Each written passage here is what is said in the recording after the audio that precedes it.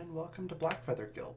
Before we go in and say hi to the cast and get started with the show, I wanted to talk very briefly about viewer actions and a little bit about sponsors.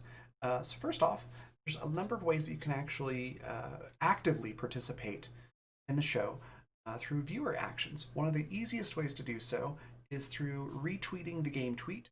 You should see that somewhere in chat if it's not in there already. But you just click on that link and hit retweet, and for every 5 retweets that we get on that, it will add a bonus to the cast pool and the game master pool.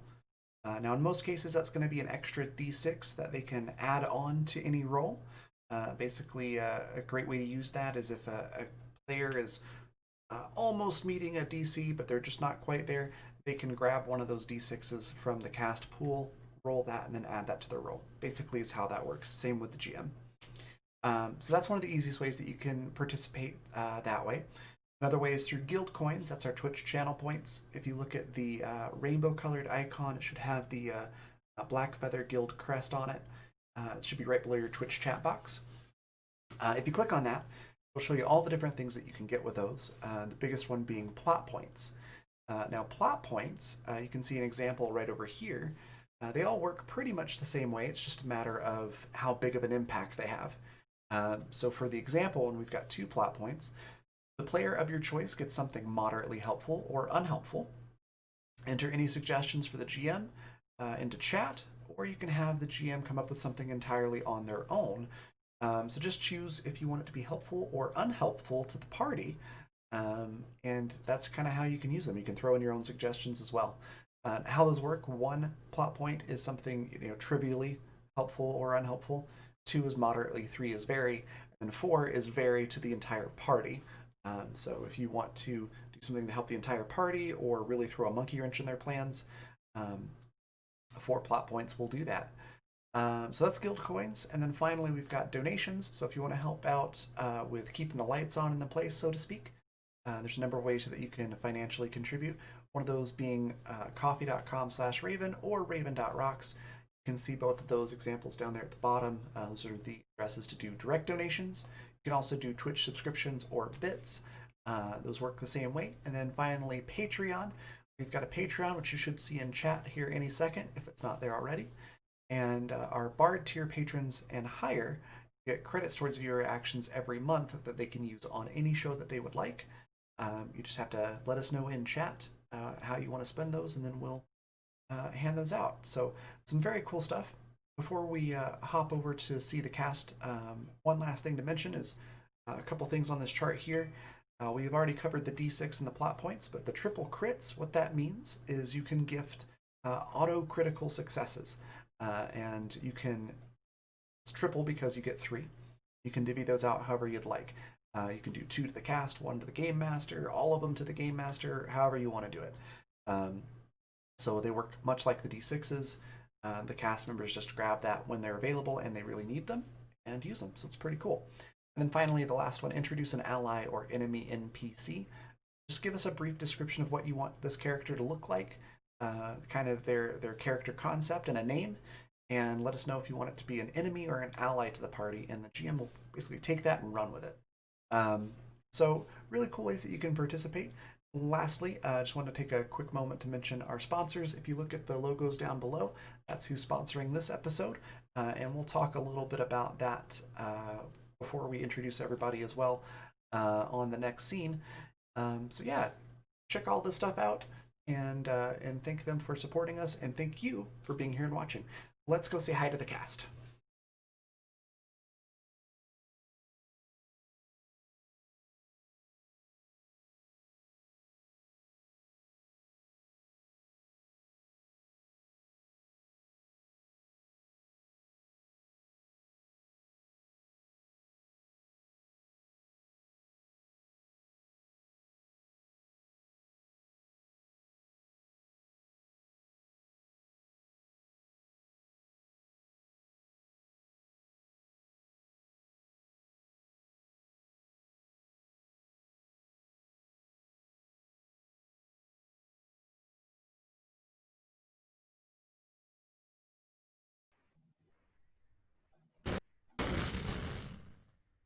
Hello, good morning, everyone, and thank you for that introduction, Raven. Now, before we get into the game, take a moment to thank our sponsors, Grinding Coffee Company and Fundamental RPG. Make sure that you do check out grindingcoffee.co and use the code RAVEN, that's RAVVYN, for 30% off of your next order. Now, I would love to welcome the cast back to the table since we were unable to stream last week. And what I would love to hear from them is just a little bit about yourself and just a bit about your character before we go into the recap. Akinolax, let's start with you, please. I'm Akinolax, and I am playing Glenn. Glenn is a more, well, he's the hunter type of hunter.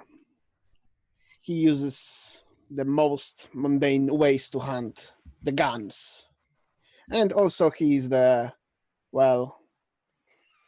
fist of the group, the jackhammer of the group, and the shield of the group. Yeah, mostly actually considering how much damage does the magic. Yeah, that the last part is most accurate. He just takes the damage for the group while anybody else is dealing it. All right, and what about yourself? Not this Glenn. Well, I'm just playing games on the internet, mostly yeah, TTRPG. that's fair. And I try to do only that recently. Awesome. Kat, how about you tell us a bit about yourself and Winter? So I'm Kat. I also just randomly play games on the internet. It's a lot of what I'm doing right now. And I play Winter. Winter is a 20-something or early 20-something person who started developing magic, telepathy, and thought magic. And that's a bit. That's it. They're kind of an asshole. They like trench coats. I love that summary. It's a bit about both men and yourself. I'm Eshi. I also play random games on the internet, as well as paint miniatures and various and sundry other things. I'm playing Ven, who is on the lesser side of my chaotic characters. The collateral adjacent expert, we'll say. And they're here to clean up a museum. Excellent.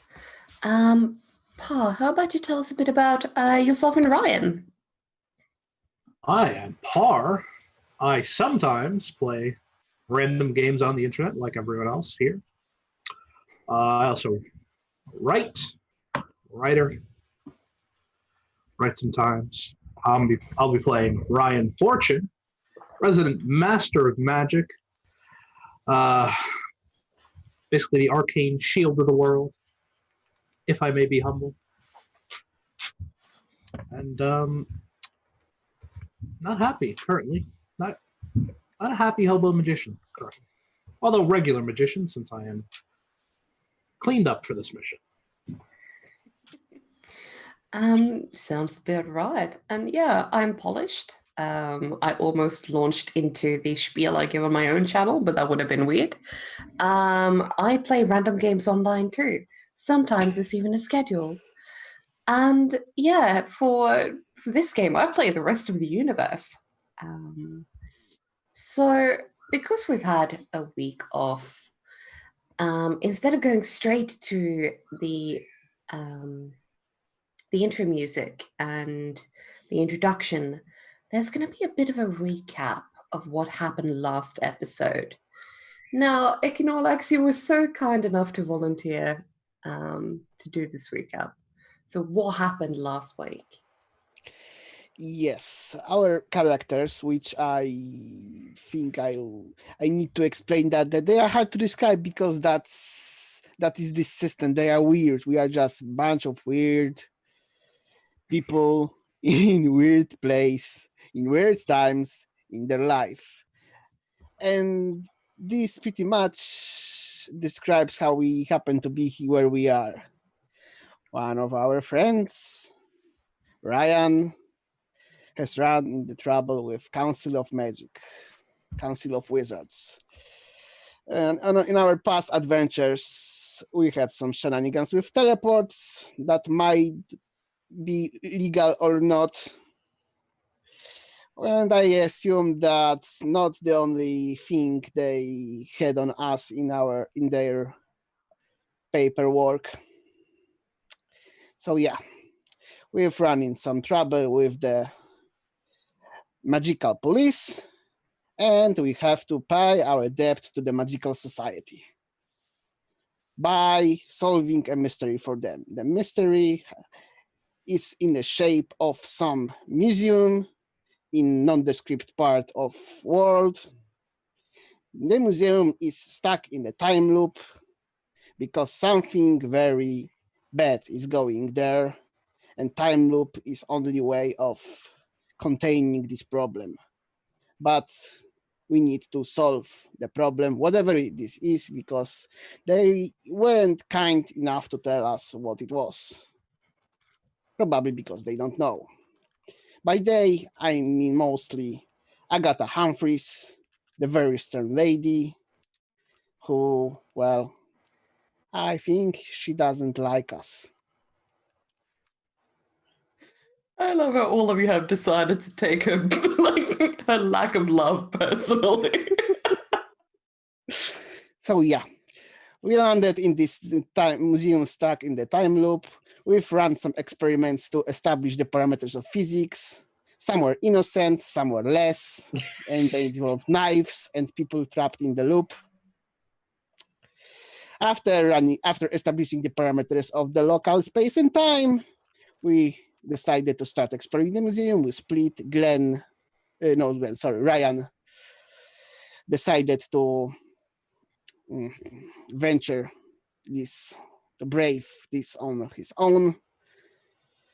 Me and Van, we mostly followed. And Winter decided that there might be some mummies involved because old Egyptian mummies felt like the most magically charged element in the museum.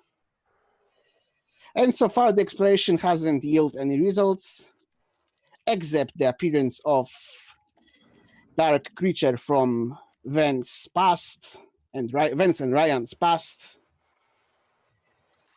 This creature is Marvolio the Unnamed, distant cousin of friendly rat Antonio.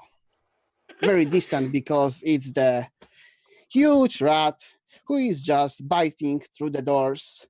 Me, Glenn, and Ven and Winter are standing next to. And that's exactly where the last episode ended. With Absolutely. great rat biting and clawing through the doors.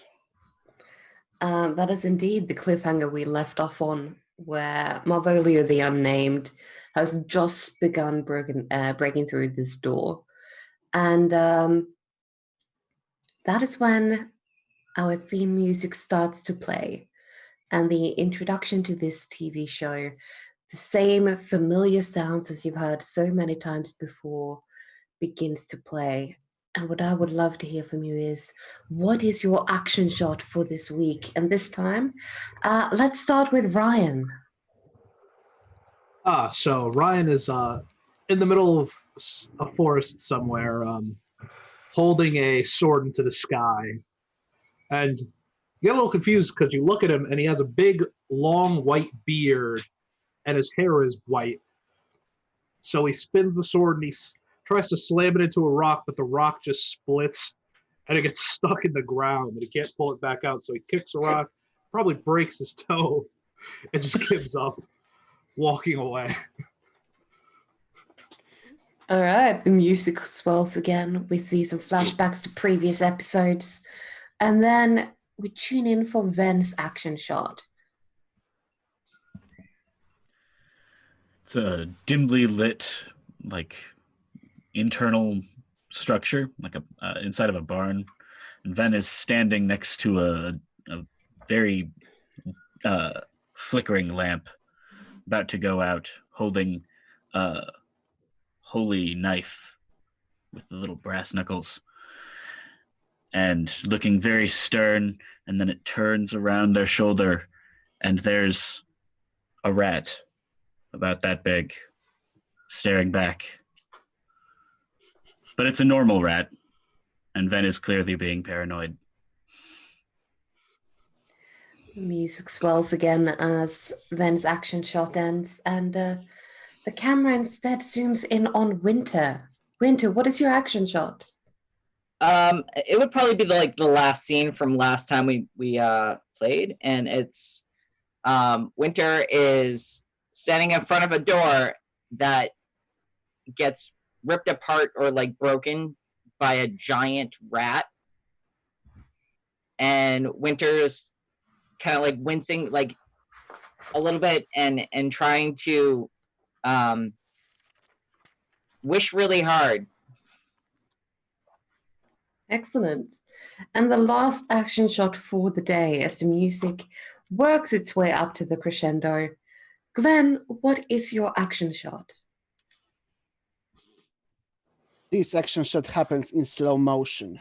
We see past the barrel of Glenn's shotgun. We see Glenn's face behind the cock of the barrel, and the camera slowly rotates 180 degrees to show us the other side of the barrel. The barrel is almost point blank next to the giant rat's head. Fantastic. And the camera pans up again, this time turning towards the skies. And across the screen, we just see the words written, "Where things go south." Now, as we begin our episode, things are quite not necessarily dire for the party, but things have definitely escalated very quickly. Someone, somehow, somewhere, has brought into this museum the giant rat Marvolio the Unnamed, who at one point was just a regular rat, and before that, perhaps even an agent of the Wizarding Council. Similar to his friendly, distant cousin and colleague Antonio. But the Marvolia that we see now is very different from that. This rat is roughly the size of somewhere between an elephant and a whale. Thankfully, they were summoned into a room big enough to hold them, and as they've bitten through this door, you can see the eyes glow with a demonic red light. Half of the face is pretty much melting off, and this is a very unimpressed rat, if I may say so myself. What do you all do? I pulled the trigger. All right, straight into it. Could you please roll me to kick some ass?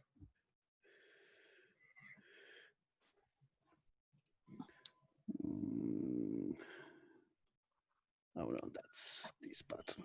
That's your tough. On a 9. Okay, so which weapon are you using and how much harm does it do? I used a magical shotgun. I've charmed it in the last episode. Mhm. It was a partial success, so it just has the status of magical weapon with no extra damage. Is 3 harm. 3 harm? Cool. Yes. So, as you fire your shotgun, Malvolio is unimpressed. The damage does take. It doesn't seem to do the full harm that you would expect, but it's still a significant chunk. But it turns towards you as much as it can, and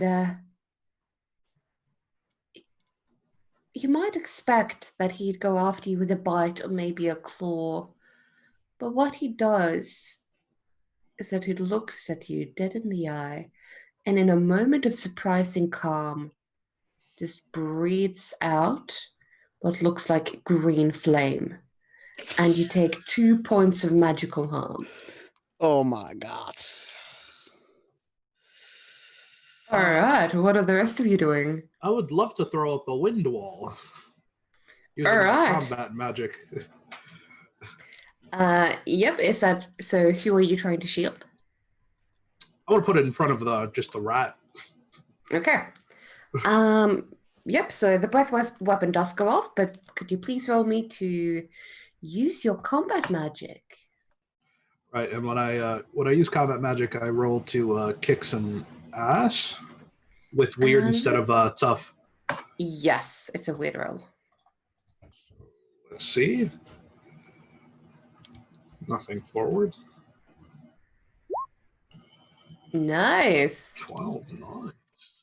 So, yeah, you definitely do get this wind wall going exactly the way you wanted to. And you get to pick an enhanced effect. All right. I'll take.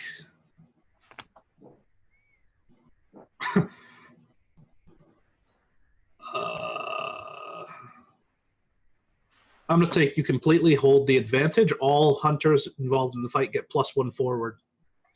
All right. So, everyone, that means that for your next roll, you get to add a +1 to that modifier. Oh, and from the wall, it's two harm. All right. So let me check. Well, 2 harm, did you say?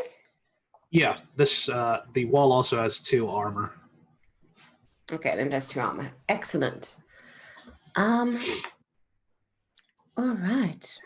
So the last of the breath before the wall goes up does catch you as the flames move around and try to pretty much take over the corridor that you're in.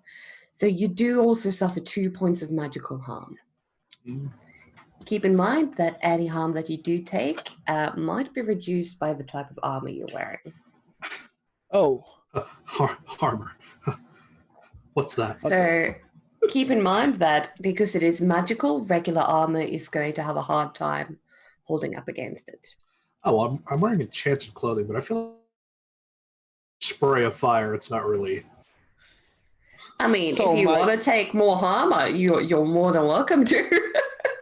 So my mundane it's- body armor, like Just the shirt. ballistic vest, does not reduce it. Is it normally a 2-point armor? 1 point armor. Okay, yeah. In that case, unfortunately, it does go past. If it had been a 2-point armor, it would have absorbed 1 point of the damage. Okay. All right. Ven and Winter, what are the two of you doing? I am kind of like wincing a little bit and trying to like imagine myself becoming a cat Yeah. because that makes sense to me. Work. Maybe that actually becoming a cat. Like channeling the energy of a giant cat. Maybe it's a ghost cat. Let's say if you check under use magic, there's a few options that might actually work for you. You can try to summon a monster into the world. Like that's a thing you can do. If you want to turn into, I won't let you turn into a giant monster cat because that would be big magic. But Right. you could turn into a regular angry house cat by doing one thing that's beyond human limitation. I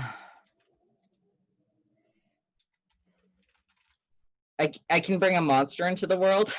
Yeah. I want to summon a giant monster cat. Yeah, all right. Could you please roll me your weird to use that magic? Okay. Yeah.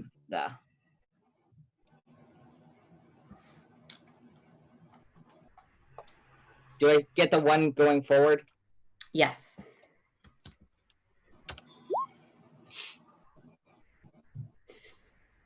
Sweet. Giant monster cat Nice. incoming.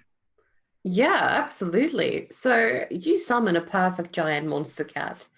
And yeah, can you tell me a bit about this cat that you are summoning? It's giant and it's a monster. It's also it's green. Thanks for that added detail. Thank you. It's green. And it's got a really bushy tail. And it probably looks like a normal cat. And it has purple eyes.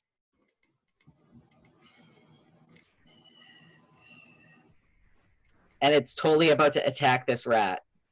Okay, so it's decidedly out for Marvolio.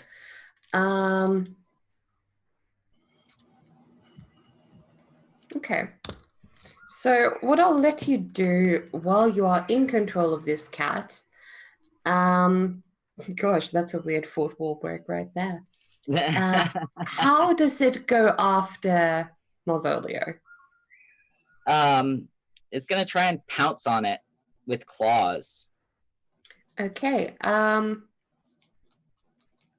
Could you please roll me? I'll let you use either tough to kick some ass or weird to kick some ass because you're using your magical energy to do this. I am absolutely using weird. Yep, thought so. And do I still have the one going forward, or is it? No, it's okay. Okay.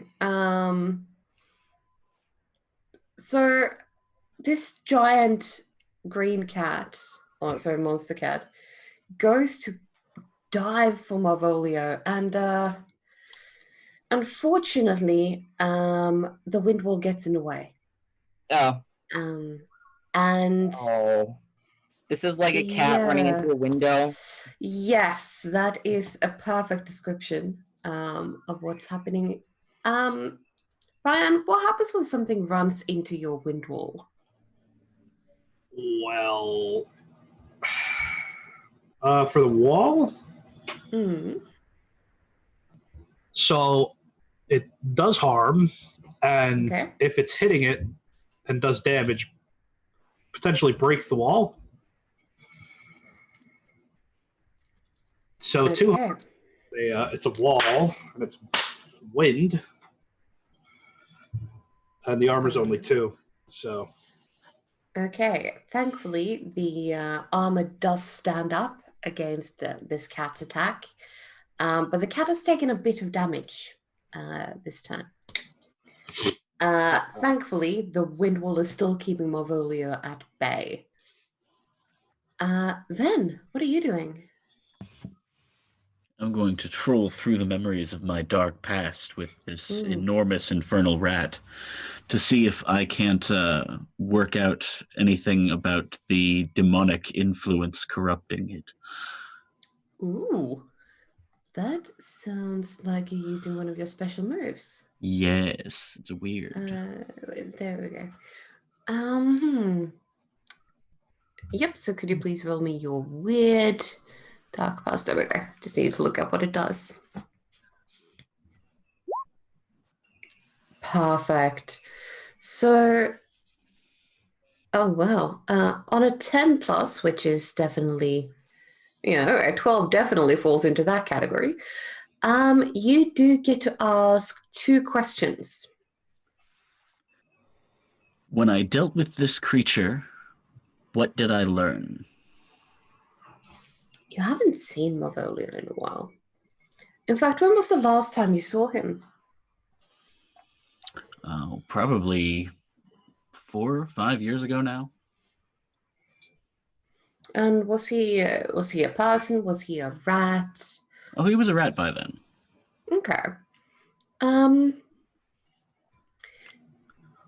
So before Malvolio was sent on the mission that corrupted him, you know that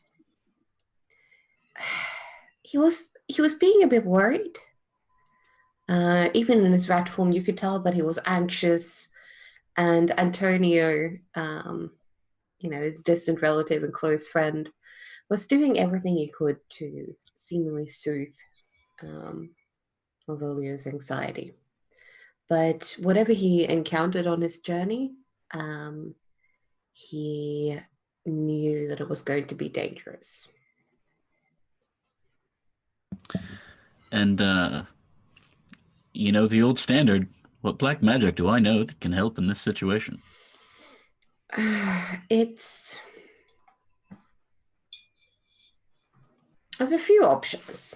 You know that this rat is probably 3 times as strong as an average person, just in terms of how much of a beating it can take. And you can try to take it down. It's going to be hard, but it might be possible. It's gone okay so far. You could try to banish him, but the problem is that you don't know really when or where you are, so banishing them from an unknown location could be quite difficult. You could try to break the demonic influence, but you have no idea how deep it goes. Because this is a very different Malvolio than the one you've met in the past. But you do reckon that whatever's been happening to him, he is currently not himself. And while he's capable of rational thought, he is driven by instinct and command. Then turns to Ryan and is like, I think we can save him.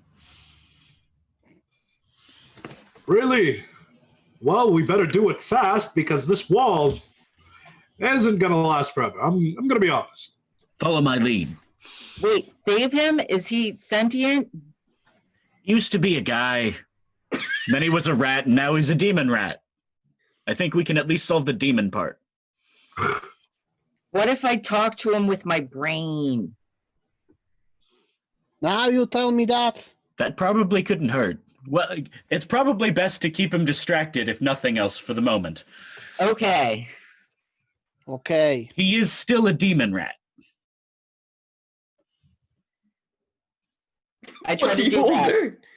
All right, so you're So using what telepathy? I guess I'm helping.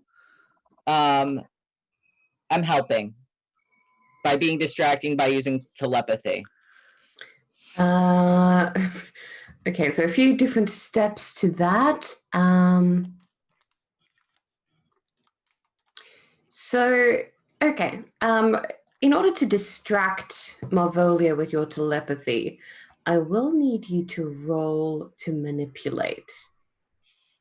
Okay, is that cool or charm? That's charm. So manipulate someone is charm, All right. unless you have a special move. Partial success.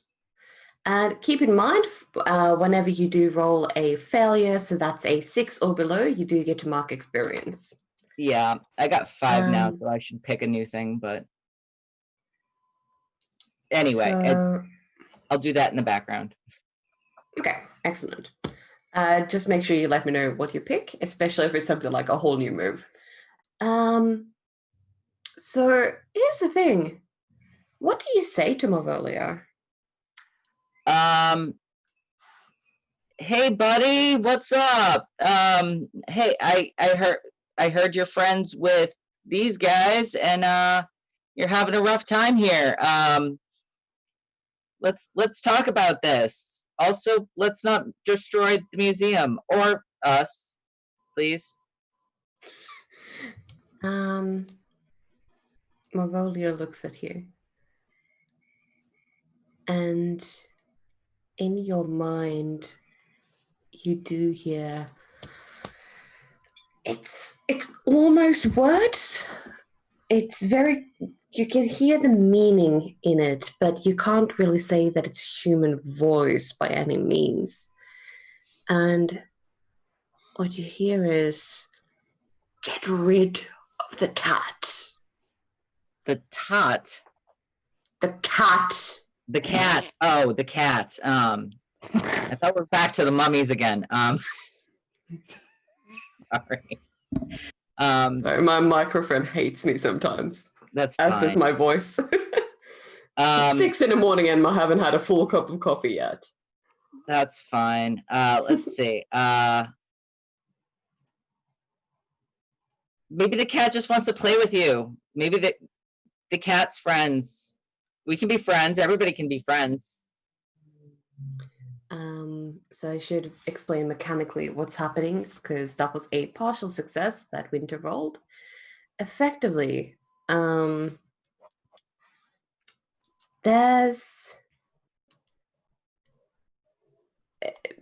do it. Like, they'll be distracted and they'll talk to you, but only if you do something for them right now.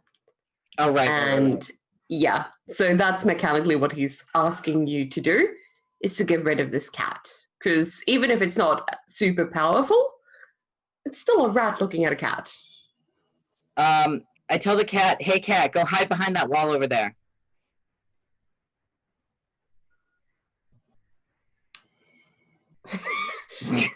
Could you roll to manipulate someone again, just to see if you convince him? Yeah. It's sadly there's no deception rolls, but manipulation will have to do.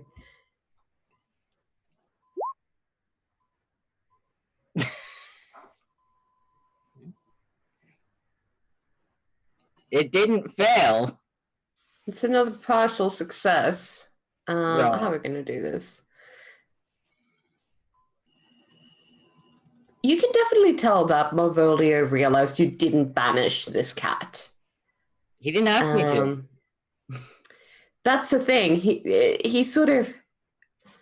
Because demonic creatures, while they do like toying with words, it's also very much, about the agreement. And you're able to hold what appears to be a fragile piece. He's eyeing the cat, he's eyeing you, he's sure as hell eyeing Glenn, who shot him in the face. But for now, he doesn't appear to be pushing through the wall. You're not sure how long it will last, though. So tell me about your mother. Like, where did this come from? Do you have a good Okay. relationship with your mother? So while Winter is beginning to engage in small talk with MotW, what are the rest of you doing? Well, I'm keeping this wall up. And then I'll look to Ben. Then, prepare something. Banishment, perhaps? Frantically assembling the ritual to remove the demonic influence from Marvolio. Okay. It's gonna need to be big magic, Oh yeah. to put it mildly. Mhm. Where's the thing I need? It's this one, isn't it? That's my handout. You have +1 forward. There it is. You do have +1 forward. And I don't think it can help while I'm maintaining this wall.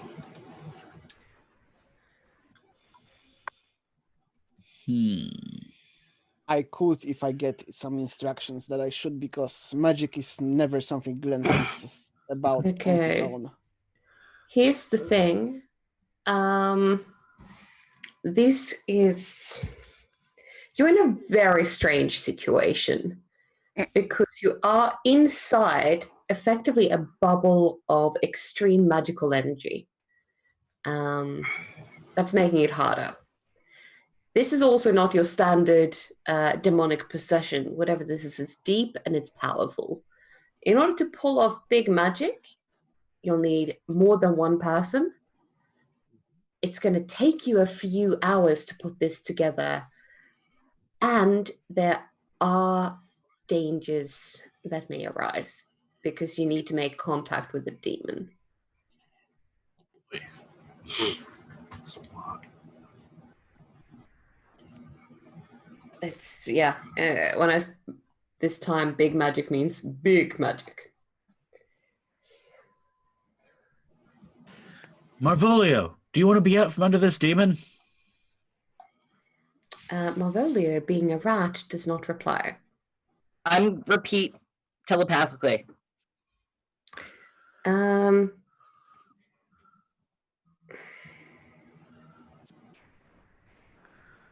He's a smart rat. He could nod. Used to be a guy. He used to be a guy. So you've interrupted a surprisingly pensive Marvolio.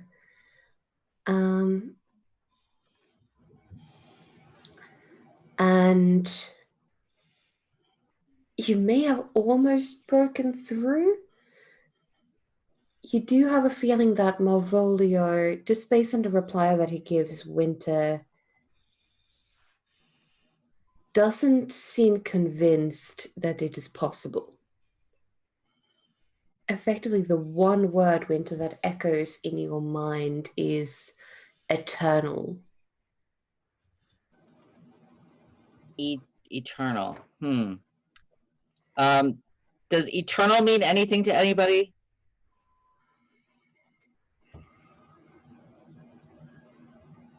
Maybe no. Okay. Other than generally never ending. He's just like echoing eternal. Like, you know, like when you shout from the top of a mountain. And then you get back like shut up. Okay. Yeah. Anyway, Eternity is an ad I campaign. don't- Everything dies. I think maybe he thinks it's is there anything I can say that might convince him otherwise? No, what do you tell him? Or are you asking Ben? I guess I'm asking like Ven, Ryan, Glenn if he thinks of anything. It's possible, isn't it? It just take a while. Oh yeah. Yeah. It'd be weird. It'd be really weird here. So say that. I say that it's like I'm probably saying something along the lines of like it's not McDonald's, dude. Like you can't just drive through and have it there for you. Like It can happen. It just doesn't take an eternity to happen. It's just maybe a couple hours. Which could be an eternity in rat lives. Like, I don't know, maybe. But no, like chill. Chill for a sec and we'll handle this. Maybe you can It's help. again- Maybe if you help it'll work better. It's not quite words that return to you. It's more a sense of bewilderment. That's close enough. That's not. That's You don't not, know if there was a Macca's line that did it, or if the whole concept is mind-boggling. But yeah,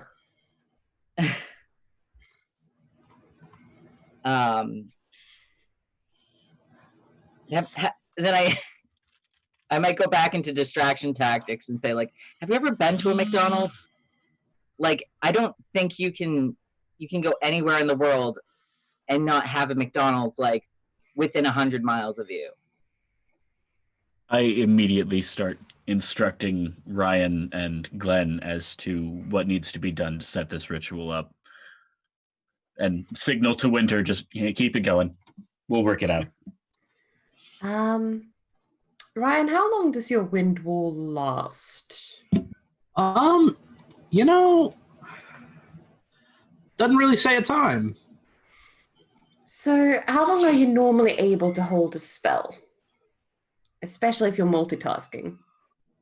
Oh, this is a weird thing to think up on the fly. Based on your experience with Ryan. Based on my experience, for extended casting, it's usually more of a you have to speak a very long time with constant incantations.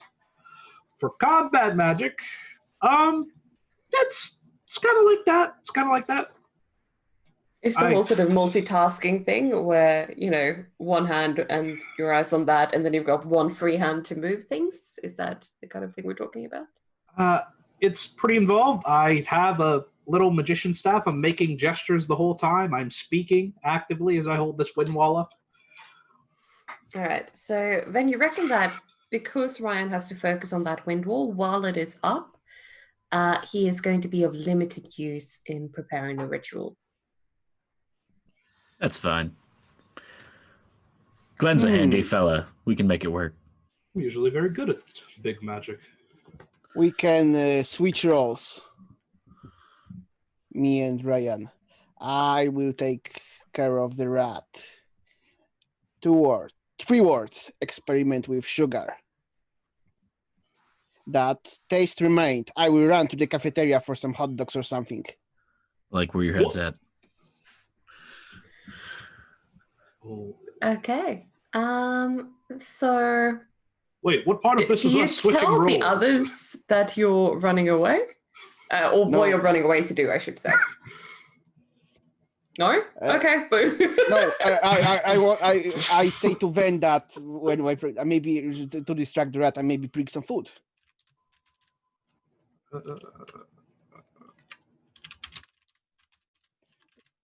That would be more me and Winter switching roles. Not me and Ryan, right? Okay. Yeah, you can definitely head back to the cafe area. It's going to take you a little while. So while Glenn is doing that, Ryan is holding the wall steady. Winter is talking about Macca's. Then how are you setting up this ritual?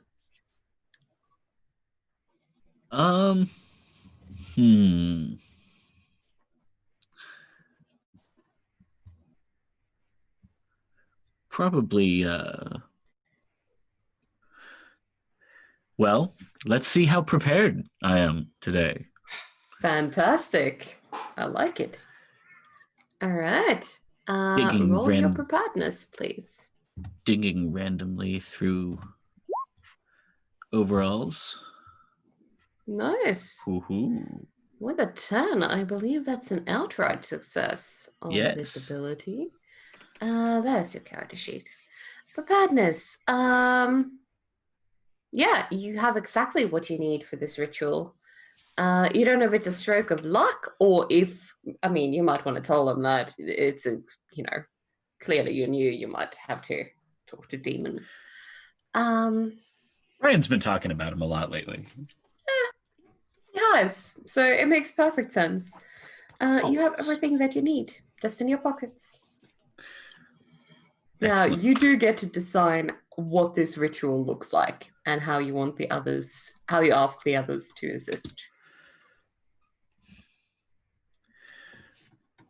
I'm feeling kind today. We will go with a nice bog standard magic circle. Got some candles, got some chalk, like little bag of graveyard ash, consecrated knife for, whatever sacrifices have to be made. All right.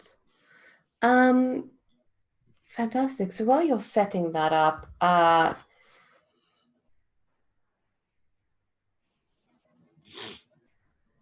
Glenn, you do get to the cafeteria. And they don't precisely have hot dogs, but there's just, decidedly food you can grab and be picky eaters. So question is more, how much are you trying to bring with you?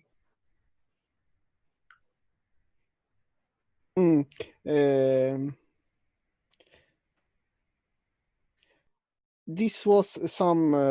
This museum is stuck like for a few dozen years, so it wouldn't be modern food. So I have no idea what kind of fast foods were in the museum in pre-war period, because if It's I not remember correctly, quite pre-war period. It's been there for about 20 years. So we're talking 80s, 90s kind of a deal. I thought we are talking 20s, but that No, was 20 years it's ago. more Okay. modern than that. Yeah, 20 years ago, not 20s. Okay, so is there a popcorn cart? It's surprisingly, for a museum, relatively good quality food. So Wow. that's why there's no hot dogs or a popcorn cart or anything like that. It's more like a pretty standard cafe with some added food. Like all tourist destinations, it's probably ridiculously overpriced. Not that you have to pay, but... So...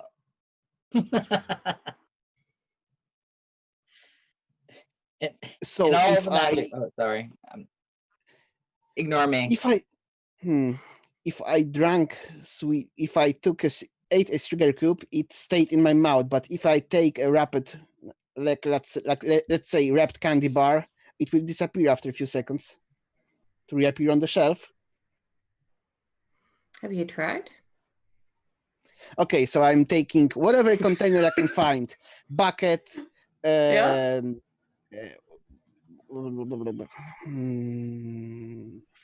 box, cardboard box, anything, and I just move my hand through the shelf with the bars to toss everything into the container. A decent number of chocolate bars there. You probably get about 25 of them, even 30 if you pause to count. But no, I just move my hand through the entire shelf. Okay. And as you've heard mentioned before, depending on whether you listen to Agatha or not, the spell is designed in such a way that you do have access to the refreshments. And while you've swooped them into your box, new ones appear on the shelf 5 seconds later. But the box stays full? Yes. Okay, I'm happy with that and I'm running back. Is while the candy bars stay where you put them, the box does not.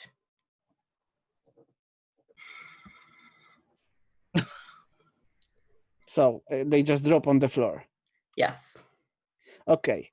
My backpack this time. Your backpack does stay where you put it, as do the candy bars. Sorry, I couldn't resist. Okay, so through 2 runs through the shelves, and I have the same amount of bars in my backpack, and I'm running back.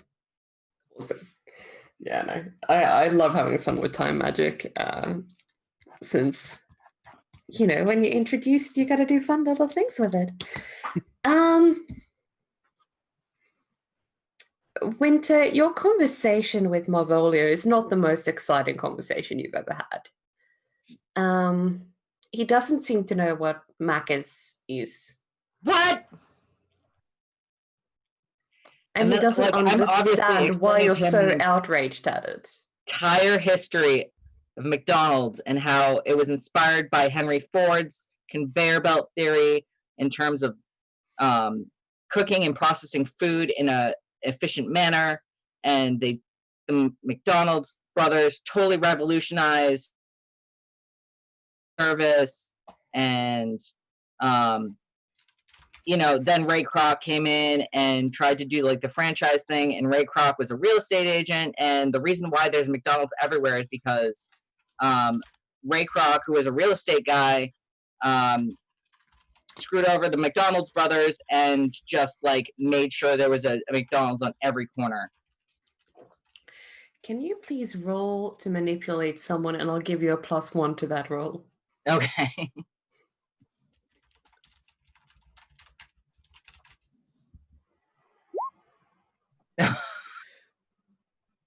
At first, Marvolio seems politely interested. But you're talking about food, and he is there to eat everything. So you reckon that while he hasn't turned more hostile, he starts nibbling at the wall. The actual wall to the side of the door. Oh. Huh. Because I need space to put more experience in, I'm taking Hex. No, I'm taking Jinx.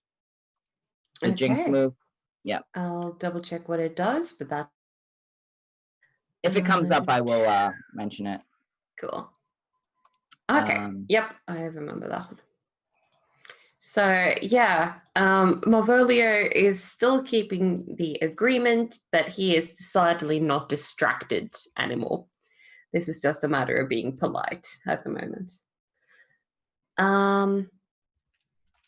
Yeah, Ryan, are you still keeping your wall up? Okay. Then roughly as Glenn comes back, and I'll never forgive the two of you for naming your characters Ven and Glenn. As Glenn comes back, it's right as you finish your circle. What do you all do?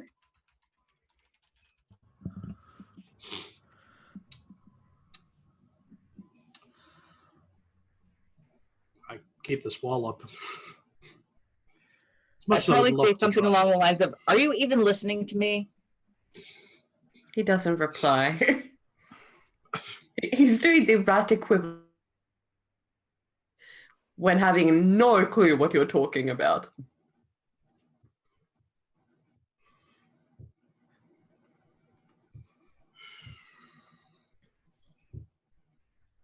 Glenn, is that chocolate? Okay, so if I'm back, I just empty. Wait, I see the wall of wind, and I stop before I put myself into it. Good call. So I turn to Winter. Can you tell it I have food? Yeah, I could do that. Hey, you want some food? You are food. No, we have food. I have tastier food, and I just empty it on the floor ahead of the wall, so it doesn't get tornadoed away. So Marvolio doesn't reply out loud. But you get the sense of Winter that between humans and chocolate, he prefers humans. I'm gonna call my cat back and say, like, "Hey, cat, can you come back here?" Are you sure you want to do this?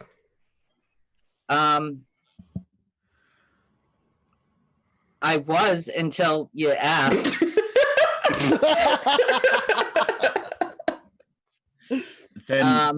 Then turns and dead eyes Winter. Do not destroy that circle. I didn't say anything about the circle. I said the cat. I want the cat to come back and protect me. I'm not food. Do you call back the cat? Yeah. The moment that the cat reemerges from behind the wall, and being a cat, and you're not being actively attacked. Instead, it sees the chocolate bars on the ground and immediately starts pawing at them around, because that's what cats do. However, the tone in the air shifts immediately. And Marvolia's nibbles at the wall next to the door intensify. You reckon the deal is off? Well, the deal was off when he stopped listening to me. So keep in mind that it's just a matter of time until Marvolia gets through the door, and your ritual is going to take a few hours if you're lucky. What do you all do? I'm going to keep this wall up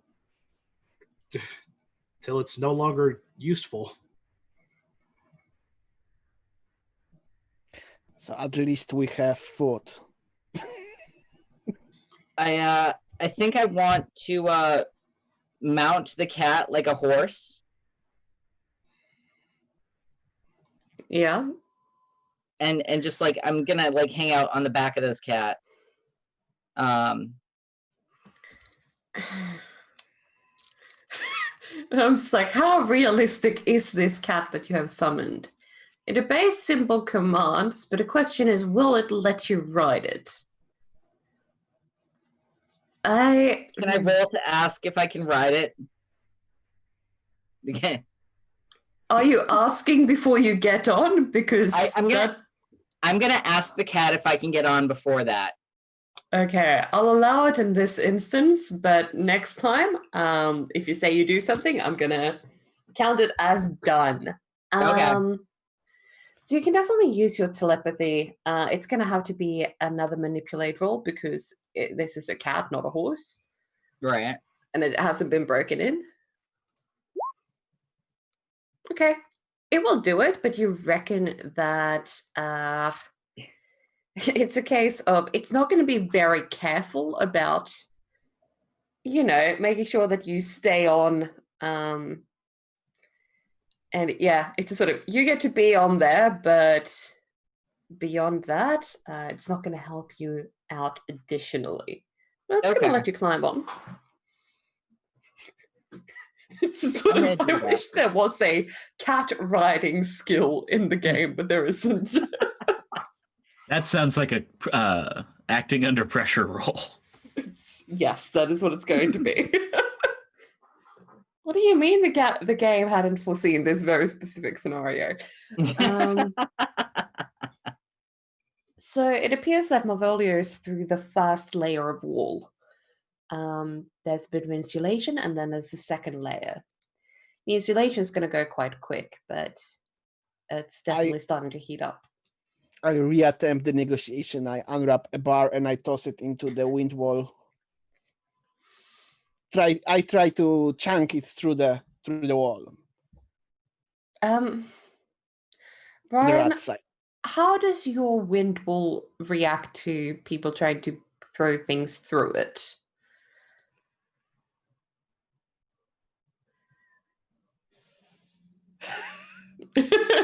You're muted, by the way. I imagine it's like a swirling force of wind. Like it's just a bunch of different air currents moving past each other, to create this wall. So I suppose it goes in and then just starts flying all over the place. Yeah, it's a bit as with a toddler-like fascination for flushing things down the toilet. It's entertaining and fascinating to look at, but it might not be the best bait ever. And Antonio is sorry, not Marvolio is far more interested in getting through the wall to get to the tasty humans than this one swirling Okay. chocolate bar. It worked on me because I stared at it in fascination. Glenn, you have successfully distracted yourself.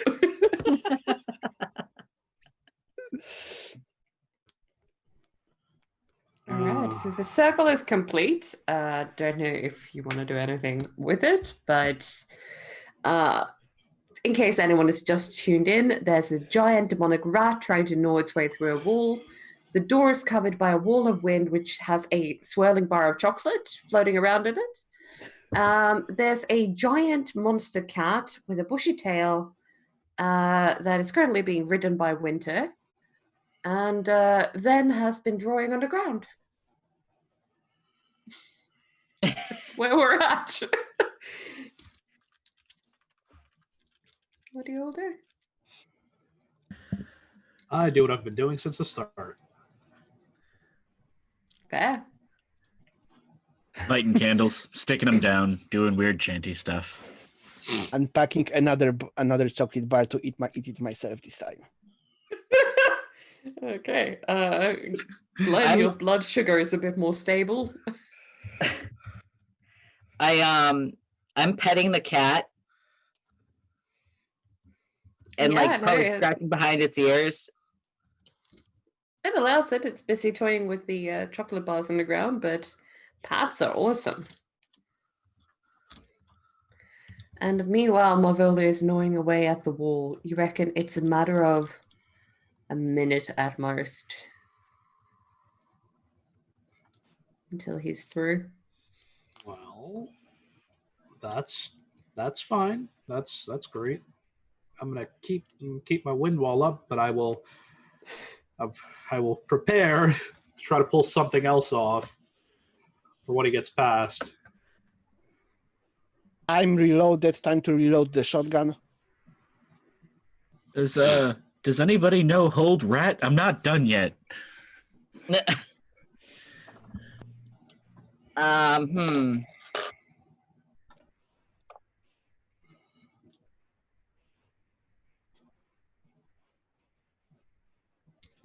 Above the table, is this a good place to take a break? I think we still have a little while longer until we're at break point. Okay. But it's not that much longer, I don't think. So we can take it wherever we need. So if we do think this is a good moment before the big showdown before Marvolia breaks through the wall, go for it. Is there anything else any of you would like to do before we take a quick break? Yeah, I tell the Winter to dismount the count before the Jungle Ball match starts. I'm gonna ask the cat if the cat's gonna eat the mouse, the rat. You're gonna attack the rat when it comes to through that door, right? Right, cat? The rat is slightly before the wall. That's my brain.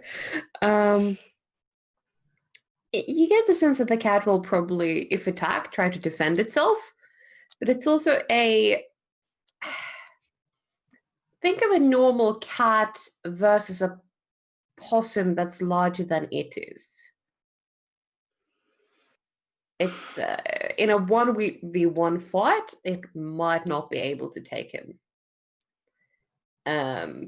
With backup, maybe, but it's also most likely a self-defense kind of thing that is his natural instinct in this scenario. Yeah. I mean, cats are typically predators. They are all predator. Whereas a possum or a rat it's not, but it's a demon rat, so. Yeah, don't expect normal rat psychology to apply to the giant demon rat. Yeah. Just heads up. I mean, he listened to you talk about Macca's politely because you had a deal. So this is true. I'll probably get off the cat, but keep petting it. okay. The cat is happy to be petted. It is a bit like spooked at the sound coming through the wall. But it's also in the cat-like way of, I'm not sure if this is dangerous or not, so I'm gonna stare and look at it for a while. Yeah. Yeah. With the sort of wide-eyed concern that is typical of cats. So Glenn, Ryan, and Ven, anything the three of you want to do before the break? Last minute preparation. Stand behind the cat. My preparation will be have to be last second. Okay. Locked into this ritual thing, yeah. All right. Failure imminent, but Fantastic. I think that is where we're going to go on a break, everyone. It's going to be about... please stick around to see if they survive the encounter with MotW the Unnamed.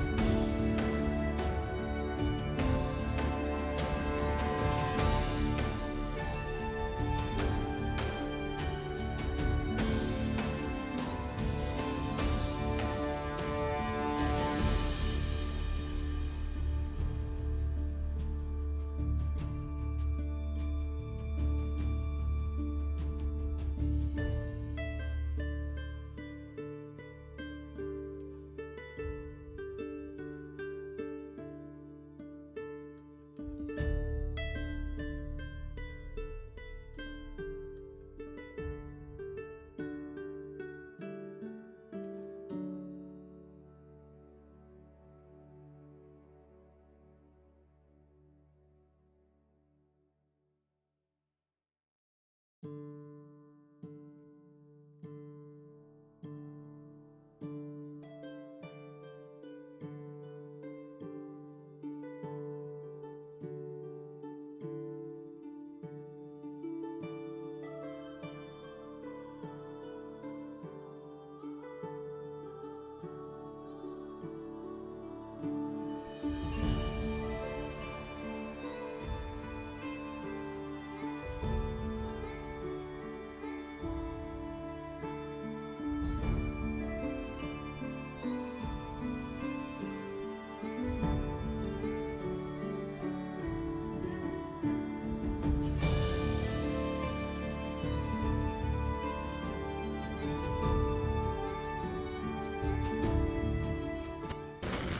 right. Welcome back, everyone. We have just returned from a break, and our characters are in a bit of a pickle. Nibbling his way through a wall is the giant demon rat MotW the Unnamed. And outside the wall are the four of our main characters.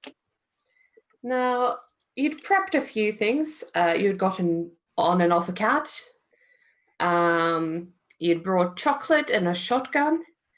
You have a wall, a wind that is being held up, and you have a ritual circle, but a ritual that is going to take a long time to complete. What do you all do?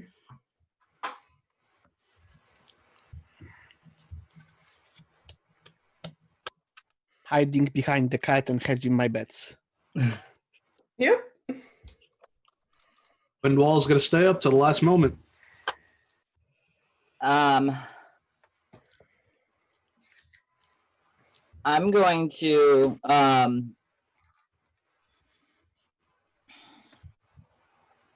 can I threaten Marvolio? What do you say? Or what I'm do you gonna say, you know, you really don't want to eat us, because if you try to eat us, bad things are gonna happen, like with this cat and I pull out my knife and I say, with this knife, and there's a lot between here and there. You might not. Maybe you'll like a chocolate bar instead.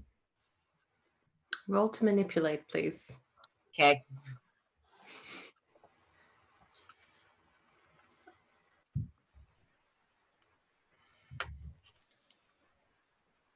Is that your new? No, there we go. 7.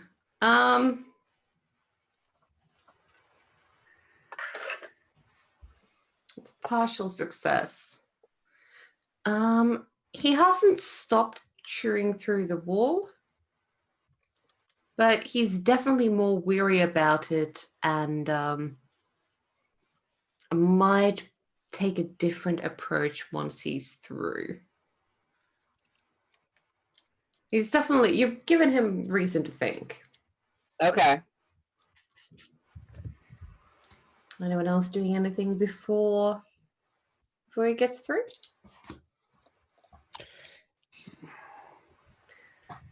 Taking out my rifle and preparing taking aim somewhere near the wall. Standing somewhere near the wall and taking aim at the rat. You can definitely see the area where he's starting to break through, because the wall is budging, and you can see the scrapes. It's a matter of seconds. We're taking aim now, like preparing my shot now. Give me some +1 to roll later. Yep, I'll let you have Okay. that. All right, it's almost through. I'm gonna. Yeah, I'll drop the wind wall and then bring my hand up, my other hand up to cast when he's through. To cast what? I'll use magic to trap him. Okay, cool. Yeah, could you please roll me your weird? It's a standard use magic for that. Plus weird.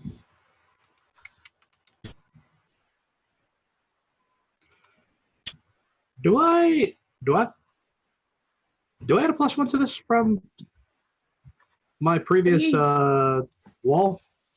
I haven't rolled since. Does it include you when you do that? It says all hunters involved in the fight. Yeah, all right. I'll let you have it. I'm just asking. Yeah. 11. 11. That's pretty solid. Yeah. How do you want to trap him? Yeah.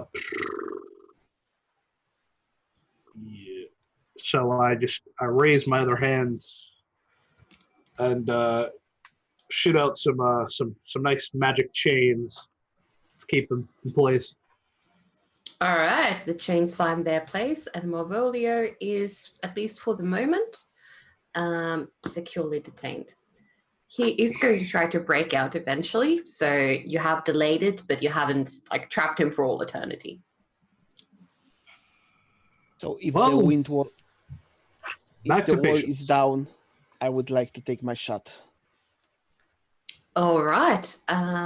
Could you please roll to kick some ass with a +1 from having taken aim?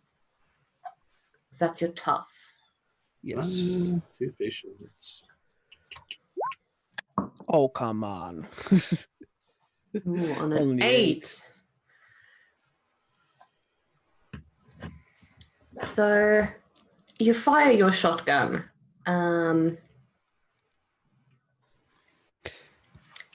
It absorbs one of the harms, but your shot definitely lands. But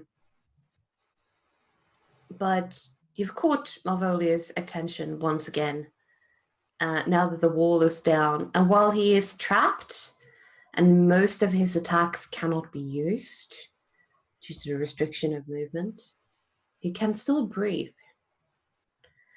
And I wonder how I forgot about that, because I totally did. Oh, that's typical Glenn.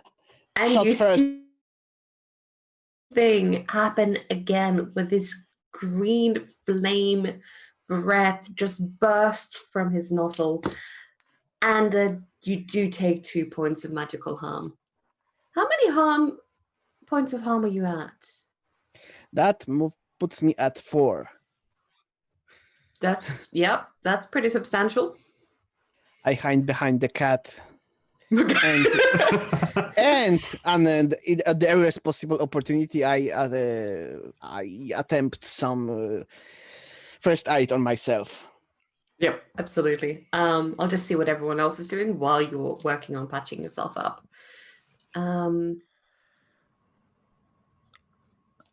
Kat and Ven, what are the two of you doing? Not Kat. Almost got it. Winter and Ven, what are you doing? I'm sorry, you put a cat into the mix, and now this is going to happen.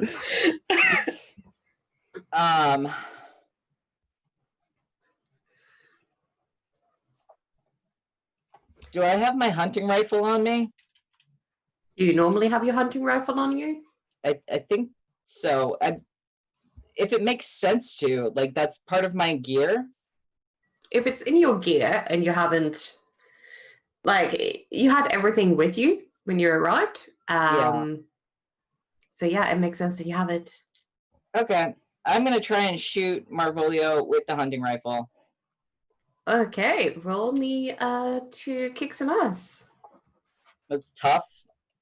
Yes, unless you have a skill that lets you use something else. From what?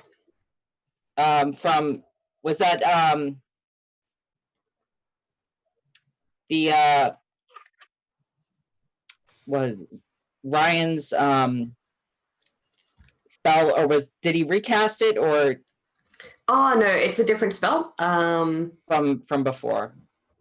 Yeah, so because the roll this time wasn't as successful, he doesn't get the added benefit of giving everyone a +1. So that was a one-off thing that you got to add. All right, I'm gonna mark an experience. Yeah, because that shot does not find its mark. Mm-hmm. Maybe it's because you're trying to aim around a giant monster cat. But that breath weapon has made its way to you, and you feel effectively as if you are surrounded by death. This is pure death and disease and everything that's awful about the world. And you take 2 points of magical harm. Oh dear. Now, what does your cat do? Oh, the cat. Oh, the cat would probably maybe You can dodge tell out of it the to do way. something. Yeah. Sorry? I'm assuming I would want the cat to either dodge out of the way or try to dodge out of the way, basically. Okay. Look at her.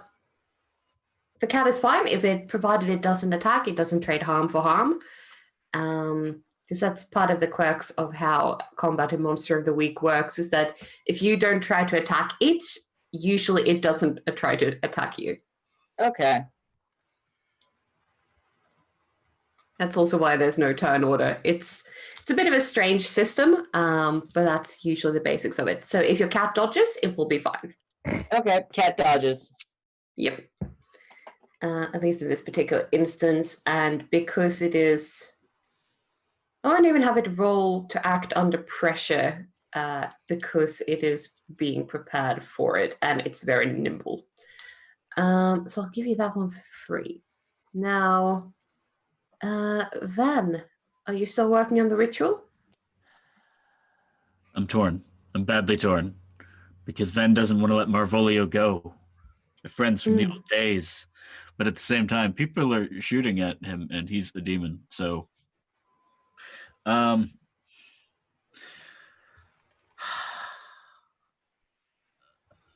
at least going to take a brief pause in setting up this ritual to try to reinforce the binding that Ryan is doing, and lock him down a little bit harder so that he can't use that breath weapon anymore. Okay, so you're effectively trying to put a muscle on him of the magical variety. Okay, Yeah, cool. Could you please roll to use your magic? Yes.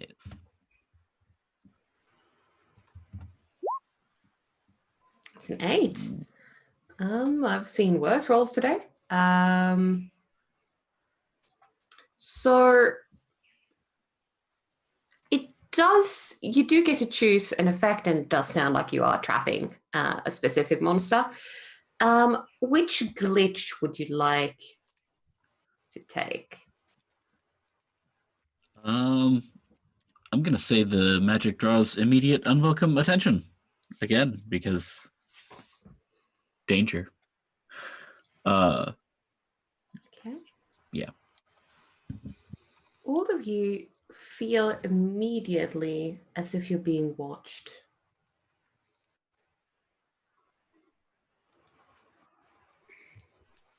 If it's not one thing, it's the other. Yes.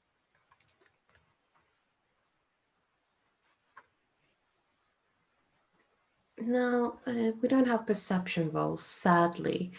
So I'll give it to all of you for free. In a far off distance, you hear the sound of a little girl laughing.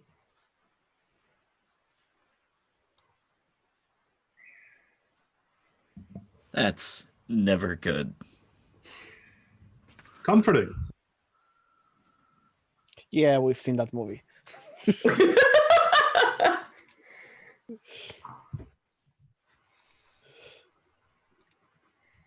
All right.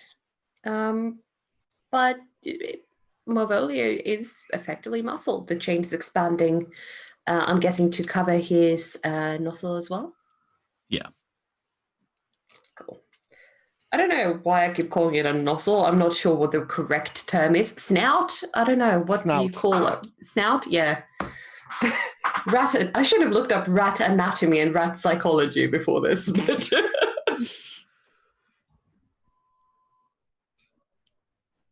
so you bought yourself some time.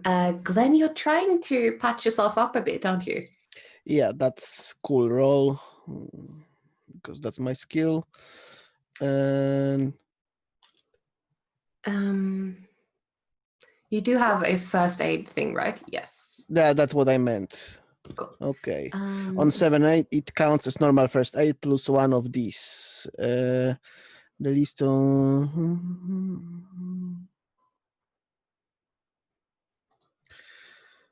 Let me check your It's sheet. I stabilize myself. DIY surgery. Okay, cool. I heal one harm and stabilize, but I take -1 ongoing until it's fixed properly. Okay, cool. So that means that you're not going to bleed out because that had become a serious concern, like long term. But you are stabilized to regain 1 point of health. And for your next roll, it says ongoing and not forward, right? Ongoing, so I guess it will remain. Yes. So every roll that you make until you are healed better is going to be at a penalty of -1. But yeah, you're no longer in danger of, dying. At least not from pre-existing wounds. Yes, when there's this big rat around, the statement that I'm not longer in danger seems like. Yeah, it's a sort of what happens onwards might change that, but you're out of immediate harm. Out of immediate danger, I should say.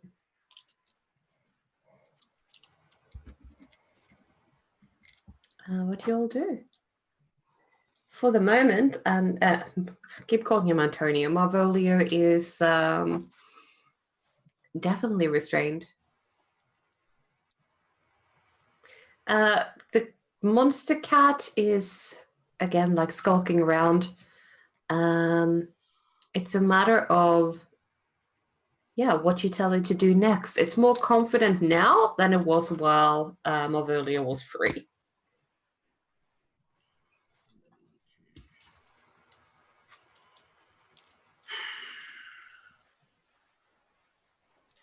So we have a bit of a standoff here. Maybe return to preparing the ritual. It's one option. But now 2 of the 3 primary magic people are involved in holding down Marvolio.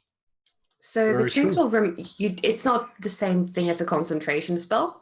Oh, it's just a straight bind. It's just a straight bind. And it may have a limited duration when it's going to work. So you haven't trapped him for all eternity, but you don't have to hold it in place. Ritual take with all of us actually working to get it set up. With all of you? With all 4?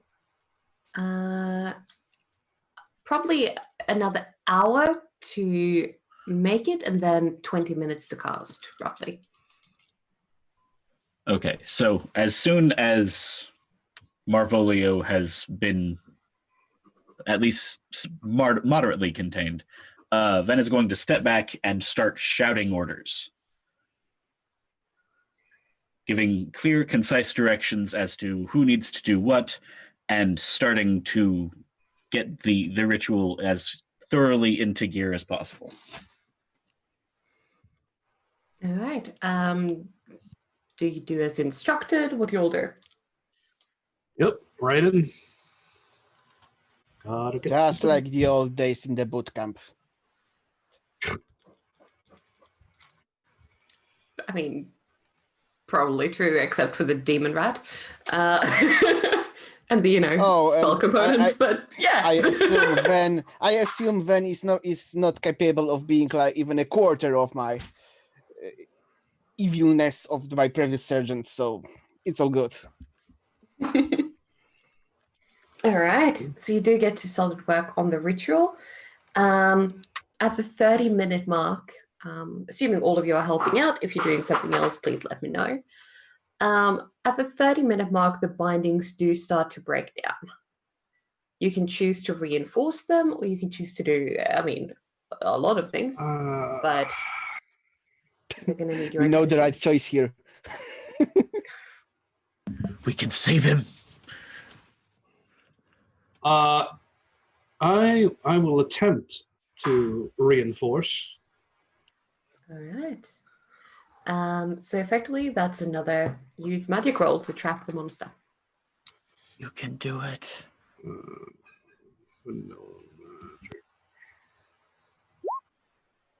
Yeah, 11. goes off perfectly. The part of your spell of the spell that you'd cast before is reinforced at full potential. Then spares the barest moment for a fist bump. All right. The muscle that he's been wearing around his snout is also starting to break down because that was a separate spell. Is anyone trying to reinforce that? I'll give it a shot. All right. It's my spell. It's my responsibility. Yes, it is. Nice. Boom. That's a 13. That's pretty much the highest you can roll. It's up there. So yeah, you get to choose an additional benefit of your use magic. Or Can rather, what do you want from it? I should ask.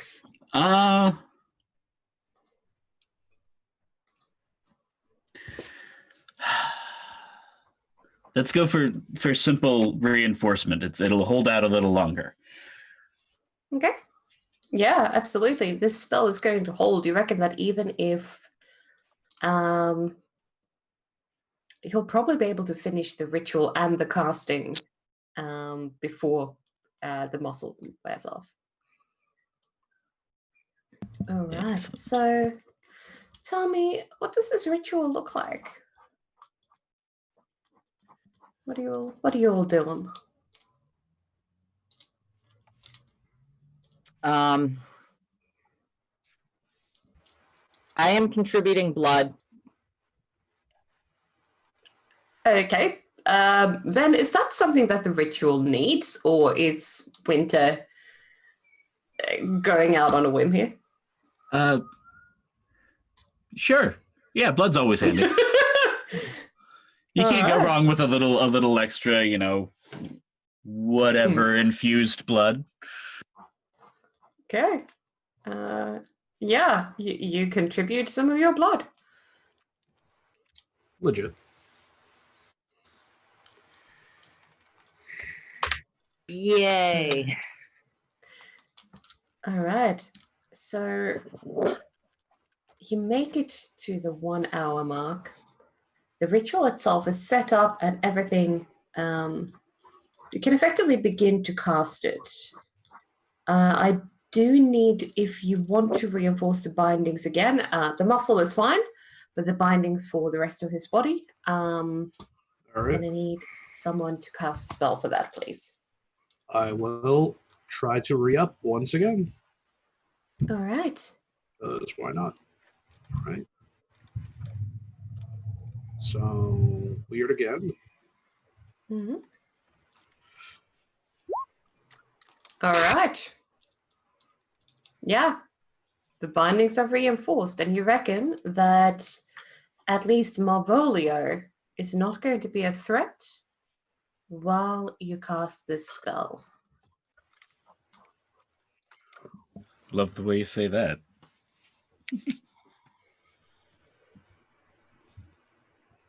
Fun. All right. So how do you cast it? It's going to take you 20 minutes roughly. What does it involve? There's a lot of very specific dancing that Ven leads very awkwardly. Flashing of consecrated knives and such. Chanting. Always The biggest chanting. question. The biggest question, does it involve us? Oh, you're all dancing by the sounds of it. Oh, Winter's absolutely rocking the dance and probably like throwing in some flourishes. And just based it on might- Ben's description, yeah. Yeah, might not work at all, but At least you make it look good. yeah. Still Well- better than crawling in mud. Style is a Now- kind of magic. Tell me then, because this is your spell and you put a lot of effort into it, are you aiming to just sever the connection between Marvolio and whatever demonic entity is controlling it, or are you trying to reach the demonic entity? What's your goal with the spell? Kind of looking for a full-on burn it out. So completely burn the connection off, or Yeah. okay, yeah.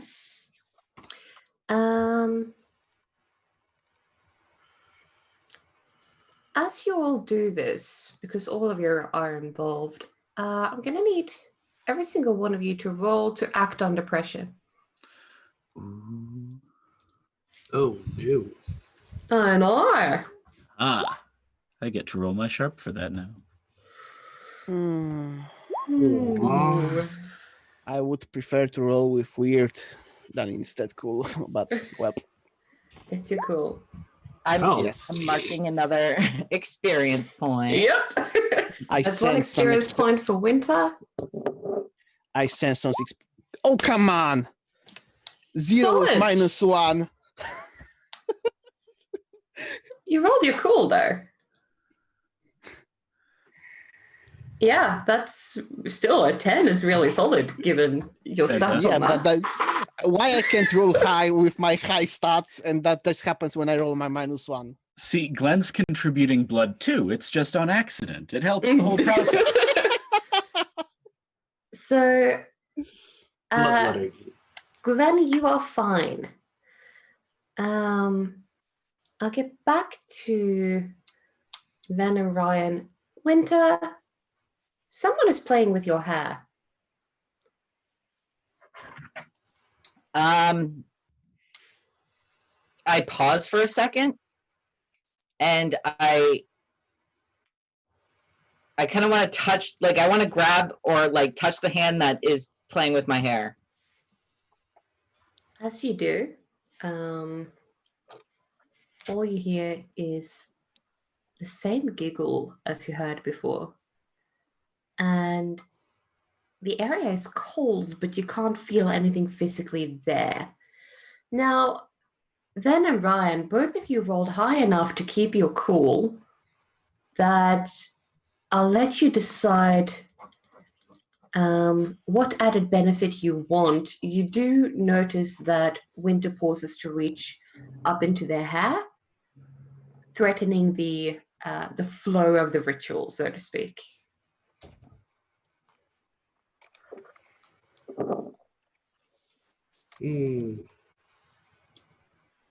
All right, we acted under pressure.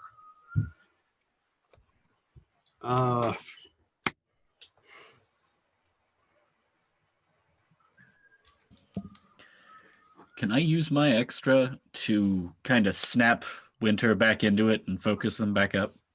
Absolutely. I think I'll just do what we want to do to perfection. All right. Because two of you rolled insanely well, it is enough to cancel out Winter's moment of distraction.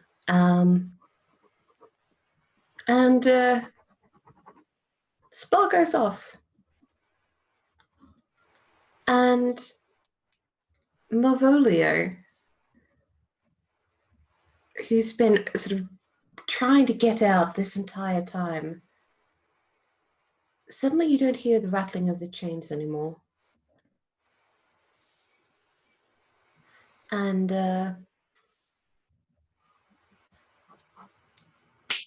it's eerily quiet. And if you do all turn to look at him, what do you all do? See if it worked. Yeah. Yeah. It's I want to try Yeah. and talk to the thing that touched my hair. all right. We'll get to that as soon as we know what's happening with Marvolio, because it's a strange sight that faces all of you. It's almost like one of those time-lapse videos of something growing very, very quickly but reversed. The wound on the side of his face, both from the 2 shotgun shots he's taken to the head, And whatever had melted his face before just seems to, almost like claymation, be put back into place. And he begins shrinking. Every little damage to his fur is healed, and the red gleam disappears from his eyes. Surrounded by chains that are far too big for him, sits an average-sized rat, looking quite confused. Marvolio, little buddy. Hey, can you show us how you got in here? Marvelli runs up to you, almost as if he's going, hang on, I've seen you before. But it's not a sort of full-on recognition. It's been a while. And as he moves towards you, in a space in between the two of you, there's almost like a grey mist that begins to take form. And very gently, as Marvolio runs past it, you see the talon of an owl just reach out, pick him up, and pull him into the mist before it disappears. I shoot a look at Winter. Was that Percy? Did Percy help us out there? And then I want to talk to Percy. How do you attempt to contact Percy? With my brain, with my mind speak. Thing is, Percy is not in the same dimension as you are, or at least not in the same magical bubble. Oh.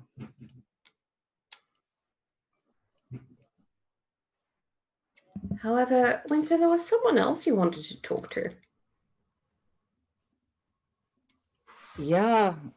Well, I wanted to talk to the person who was playing with my hair. Yeah, what do you say? And how do you contact them?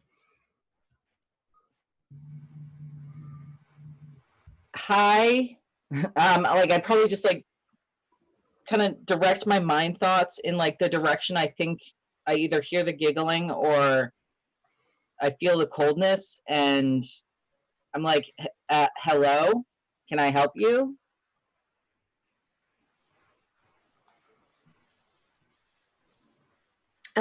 So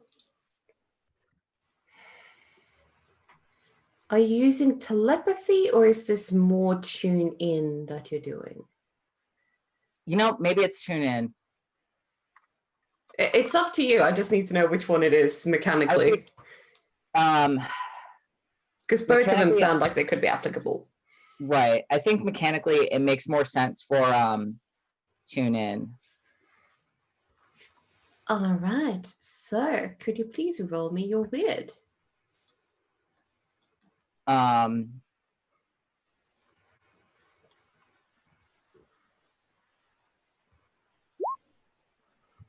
Not bad. So you do get to ask one of the questions associated with tune in, which I know you'd put somewhere else. Yeah, so you have it under bio and info. Right. But it's also under the big whammy, which is the attribute right above it. And so I guess like where is the creature now? This creature is both there and it's not. It's definitely inside this time loop or this time constrained location. However, it doesn't appear to have physically touched your hair. It's almost as if it's watching you through a third eye. That's the best indication you can get. Can I try and talk through the whatever portal it's watching us through? You don't know if it's a portal, perhaps. Well, if it's a third eye, can I talk to the eye? You reckon that it can probably hear all of you. Oh. So the answer is yes, but so can everyone else. Okay. Whether it can reply, you're not sure of.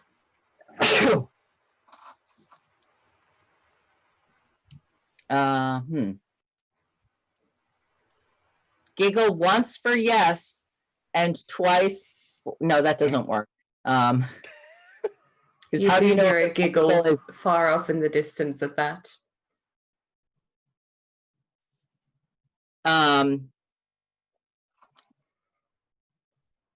Giggle if giggling is the only way you can communicate.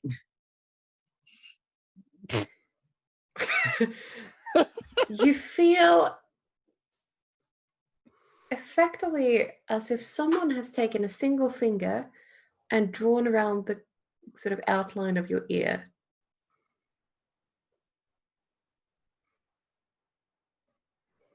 It's kind of hot, but also, but also a little creepy. I don't know what response I expected, but that probably wasn't it. But that was a response and a way of communication. Can you draw letters on my? And I raised my hand up. And can you draw letters on my arm to say words to me? What are the rest of you doing as Winter suddenly goes, that's kind of hot? Do we hear anything? Yeah, so Winter is speaking out loud at the moment. Oh, I'm assuming at besides least Winter. You hear the giggling in the distance. It's the same one as you heard before. Obviously, you don't feel the same sensation because it's talking directly with Winter. I don't. Winter, don't flirt with anomalous presences. That's not a good practice. Oh, Says you. so weird. Can I open my third eye Yeah, and Yes, read you a bad can. situation? absolutely. This is very interesting to me. So, read a bad situation. What is that? That's sharp. Sharp, yeah. Do you want me to read off third eye? The actual ability? I'll double check. I know it allows you to see invisible things, right? Yes. Does it do anything additionally? Let me see. 7 or more. Okay, cool. Okay. So go ahead and roll for me, please. Sure.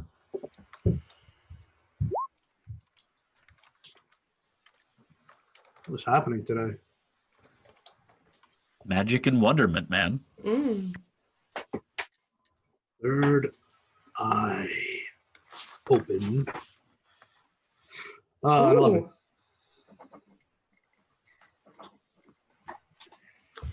So on an 11, you do get to roll me 3. You get to hold 3 of those questions, and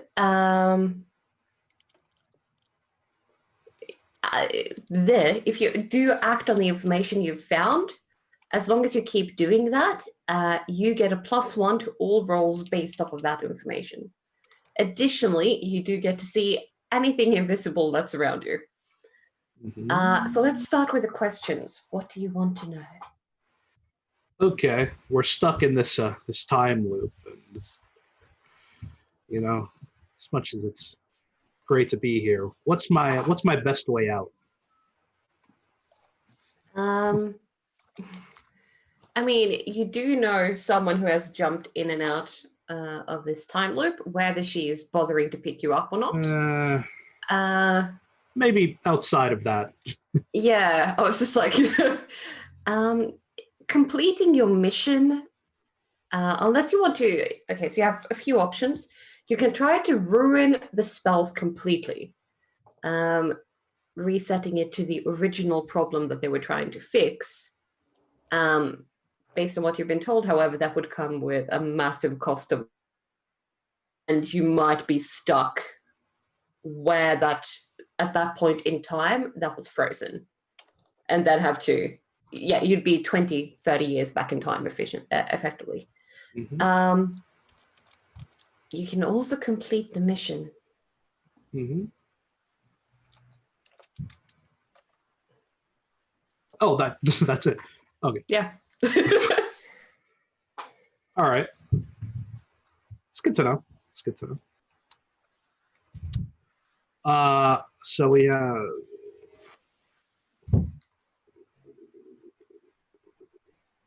what's most vulnerable to me?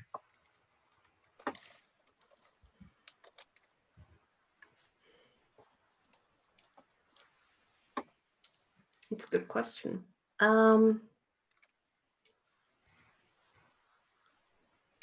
The only... You think that there's a reason why whatever's giggling and talking to you is not appearing physically.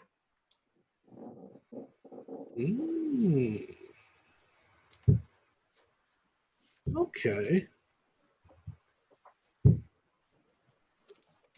Where do you from? I have one more question. What's my best way in? Trace it to the source. Trace to the source. If I could do that. You reckon that this thing might be very intent on protecting, again, its physical form. It is most likely using some type of magic to ensure that people can't find it. And because you've gotten its direct attention, you may be able to manipulate it effectively. Have you ever played that game where you hide an object in a room and then people tell you if it's hot or cold,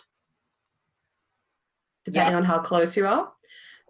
You may reckon that something like that could possibly work to triangulate it. But it may also be a very slippery creature. Okay. And I don't see anything. It's gone undetected through 40 teams, or undefeated, I should say. I don't see anything that was previously invisible, right? As I look around my third eye. You see magical energy surrounding all of you, but it's not physically there. But then again, this area is pretty much... I mean, it's about as lit up with magic as, your standard carnival. It's the entire area is drenched in magic. I see. Very interesting. Well, our friend here is not present in this area. Hidden away, perhaps. Of course, there's a reason for that. You do get... Remember to mark down that when you act on these answers, you get to add a +1 to your roll. Ah, gotcha.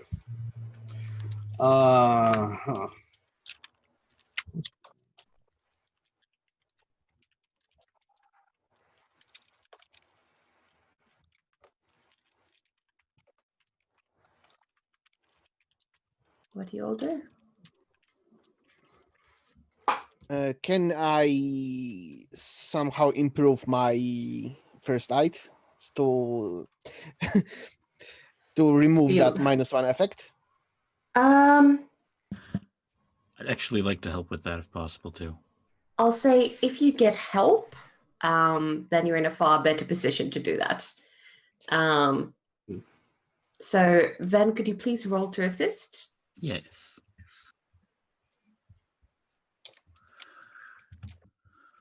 I'm still connected to the building, by the way, right?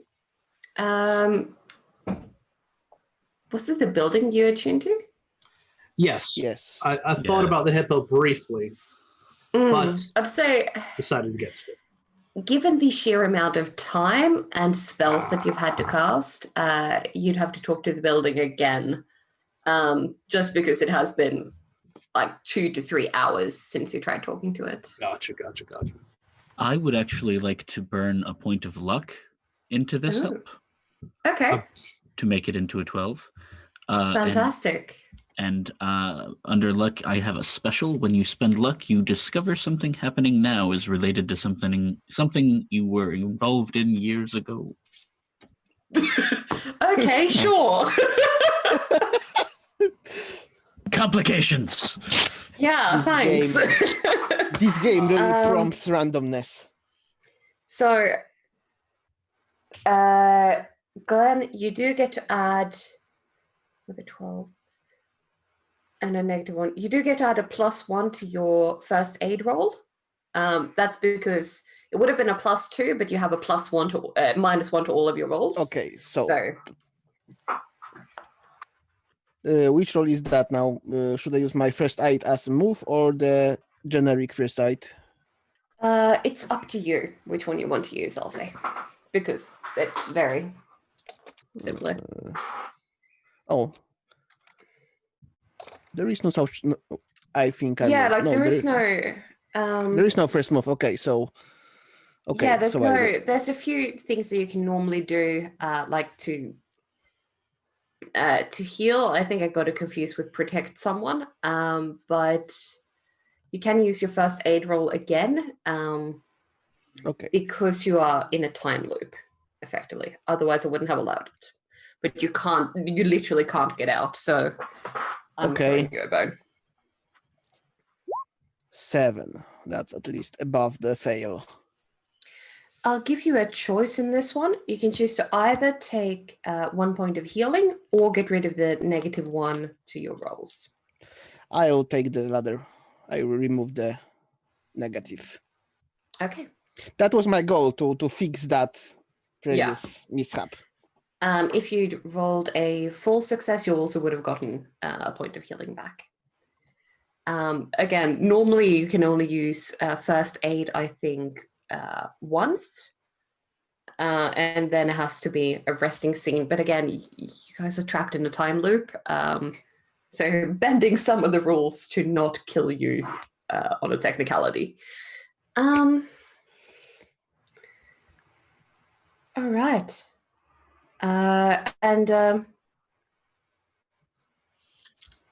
So you were doing that. Was this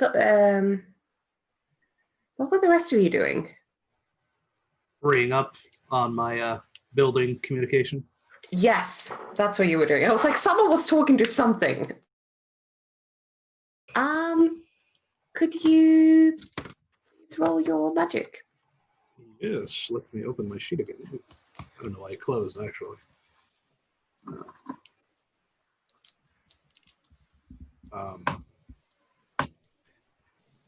If it loads, you know. Yeah, I mean, that's helpful. Decides to. Okay, there it is. Ooh, still hasn't popped up for me. Should be. There we go. Okay. So it's a partial success, which I love when you're trying to talk to buildings. Could you please choose a glitch for me? I'm not gonna automatically have it speak in another language this time.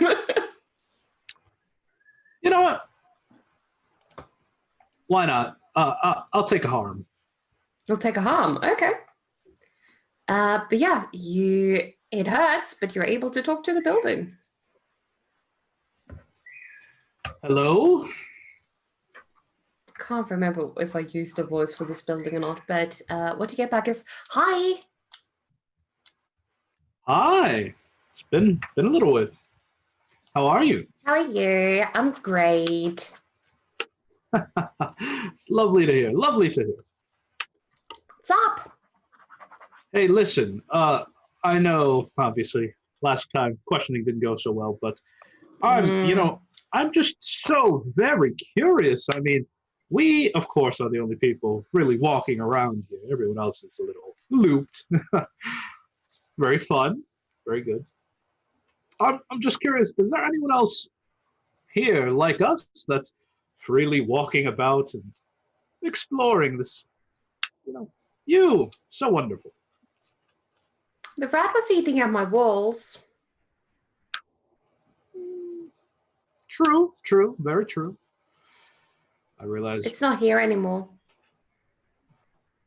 No, it's not. Any idea where it went? Oh, they picked it up. They do that sometimes. I hate this council. Yes, the council's very lovely. I know. Just picking people up, no matter if they want it or not. Ah, fantastic. Well, Fix my harm. I like them. yes, they are And you can see that good. the damages to the door and the wall are starting to recover already. So very civilized they are. Yes. Well, let me tell you what, my friend. Why don't you keep an eye out for me? If there's anything creeping around, I'd love to know about it. As I'd like not to die.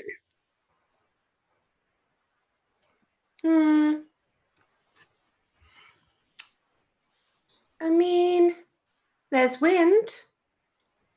That happens. There's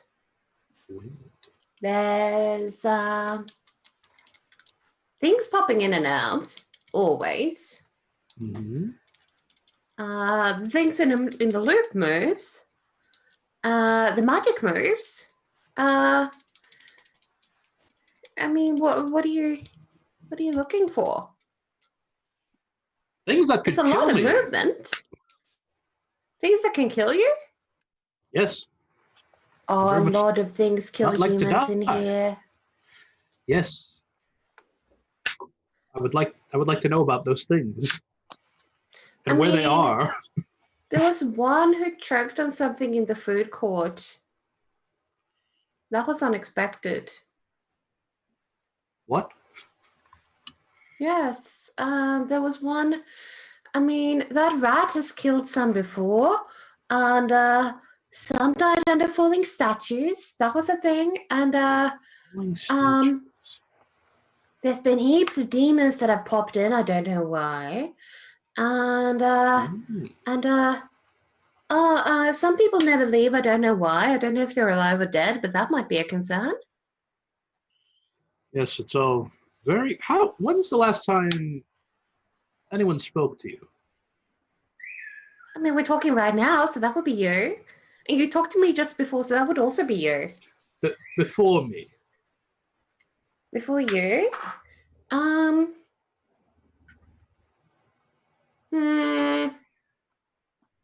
mean, do you mean intentionally or when people just talk out loud? Because people do that. It's so weird. It is. Intentionally, though. Intentionally? I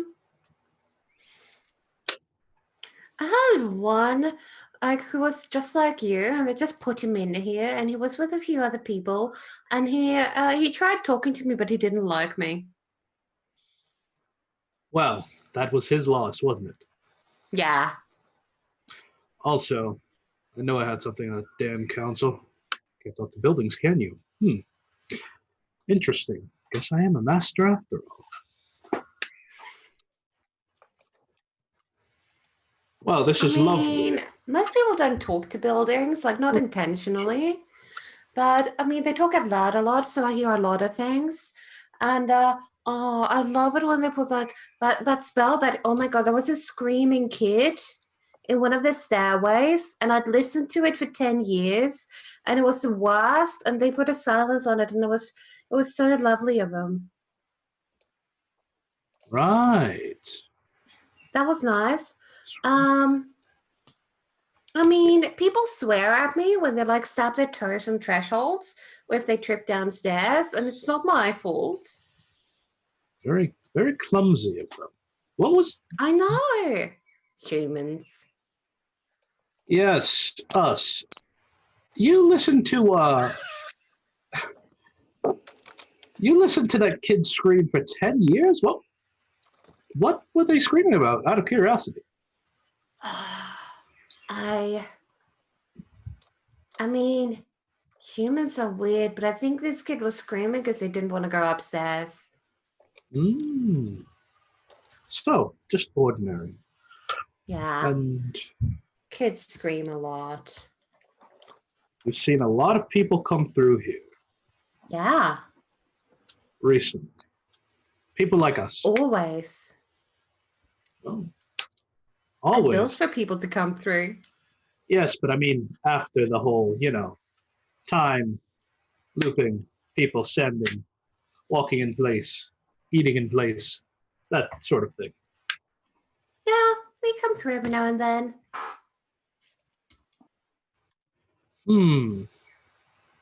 Well, hopefully we will be the last of the post loopers. But do you mean I'll be all alone? No, we'll be the first post looping sort of people before you get, the regular sorts of people coming in again. That makes no sense. Yes, Humans, I don't understand. it didn't feel right as I was saying No. it, but it's the kind of thing you just gotta go with. Okay. Gotta feel it. We'll end all this looping business, and then you'll be back to seeing all these people. I'll come I visit. mean, they're already here, so I see them a lot. Yes, well, they probably won't want to come back here after they've been unlooped. I mean, they've been here for a while, so maybe they don't want to come back. Maybe I should just keep them. Well, let's not keep anyone that doesn't want to stay, right? Maybe. I don't know. I mean, they can open doors. They've figured that out, people. I imagine they have. I'm sorry, all of my buildings are complete jerks in their own way. Well, I tell you what, if you find yourself very compelled to talk to someone, when this is all over, I will gladly help them talk to you in a way that you can have a conversation, just like this. That's nice. I like talking. I mean, it's also, I wish I could talk to people, but I don't really have, vocal cords and the speaker system I can't access. Yes, I will. I wonder if I could do that. Let me Well, talk to speakers? Yes, I am actually very curious if I can do that. But let's table that for now. Maybe I'll just Oh. magic this into happening. You know what I mean? Ryan, are you speaking out loud, by the way? I don't think that's ever been asked, actually. I mean, Ben is asking, and I'm like, I don't know. I don't I'm too busy know. pretending to be a building. I don't know. We did this the first time when it was just me and Ben, and I don't know what my answer was back then. You didn't talk I'll let to the you building choose. while we were together. Oh, what? Really? I'll let you I choose if you're think speaking out loud You or not. talked to Bunker on the end of our Moss adventure. Right. I don't remember that determination being made either. It's entirely up to you. I'm surprised this question hasn't come up. I feel like I'm probably not talking out loud because this feels like more of a That might be for the communicate best. something that does not have a mind. So I look very intense as I'm having this conversation. Yeah. Is there anything in particular that you want to ask this building before the spell? It might still be there, but it's the equivalent of it would have to scream to reach you. So the volume is not. Was anyone scared? Oh, everyone. Everyone? Most everyone. Yeah. Yeah. Why? Oh, a lot of people dying here. Where did people die? Everywhere. Everywhere. Where'd the Yeah. most people die? Oh, near the statues. I mean, I don't know if they die, but they don't move, and humans move. People die. It was glorious. Both Pioneer and Orlux moved in perfect synchrony. That just The exact same expression. threw me off so badly. So people have died by these statues, and the statues don't move. I mean, yeah. Do statues normally move for you? Once. Same. I mean, they fall occasionally. They fall. Yeah. Well, thank you for your time. This has been an enlightening conversation. Just a little bit. I'm just, it's fine. Well, the statues. Now I'm speaking to everyone. Mhm. A lot of people died by the statues. Were you talking to the building again? Is that why Yes. you looked like you were having a stroke? Yes, Did you find out why they died? the statues fell on them. All of them? A lot of them. Which strikes me as curious.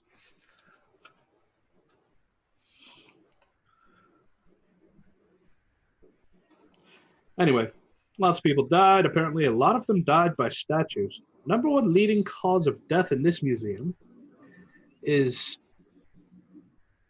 Not going to make that joke, actually. Let's just say avalanche.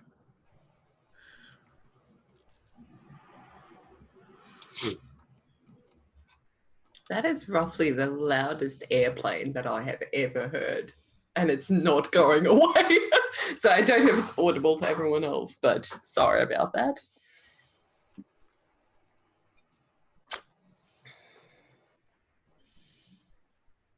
What do you all do?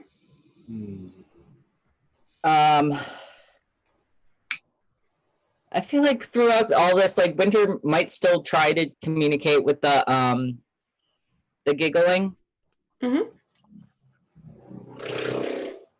Does So before we launch into another conversation with an NPC that only one character can hear, Ven and Glenn, what are the two of you doing?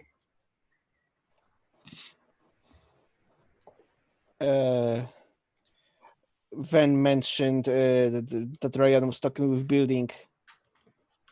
So are you having was that the building that giggled? The building? Of course not. Buildings can't laugh. So, okay, so what giggled? Ryan, you do hear the building telepathically laugh when you say that, just to prove a point. But it's not the same giggle. Correction. Never heard a building laugh. Till now.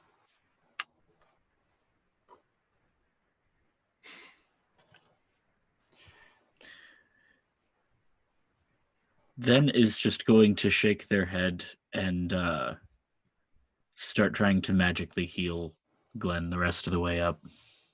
So, just to catch me up on speed here, the elephant in the room, the rat of the size of the elephant, is gone, but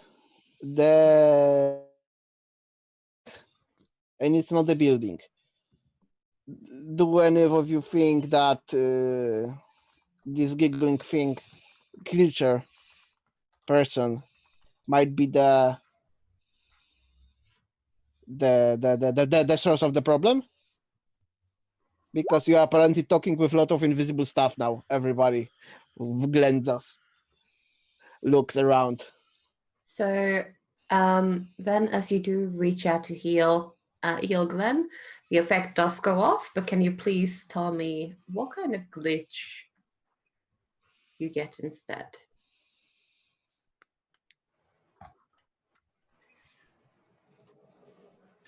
We're going to go with a problematic side effect. Nothing is easy. Nothing can be easy. Glenn, feel I'll like- leave this one up to you. What problematic side effect does this 1 point of healing give you? I feel like I volunteered involuntarily. Yeah, but that's why I'm also leaving it up to you and not to Ben what happens to you. Glitches. Aha, that's the glitch. Problematic side effect.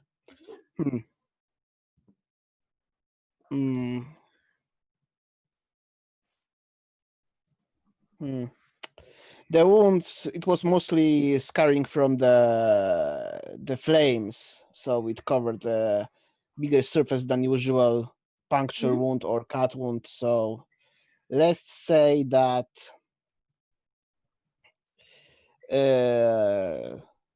scabbing is like stone. Nice. Nice. Reducing my ability to move fast a bit. Because not because it's heavy, because it's just surface, but because it's stiff. Okay. Absolutely. All right. So Winter, you're trying to make contact with this thing again, right? Yep. How do you do that? I think I'm trying to like use like the tactile method of like just like traced out letters on my arm to respond to questions. Does that, yeah. And I think I'm like, my first thing is asking is, can you actually help us?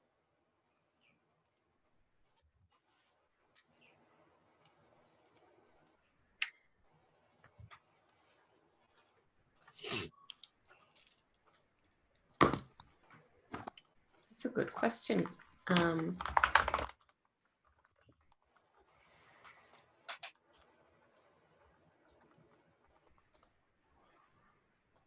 You feel 2 letters being traced on your arm, a J and an A. You can. The Is that same yeah? pattern is repeated.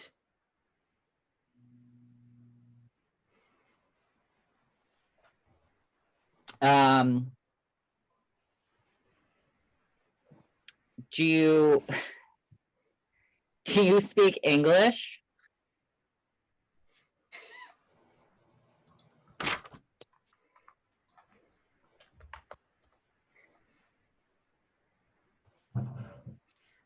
You see, well, you feel rather 3 letters being drawn on your arm, an N, an E, and a J.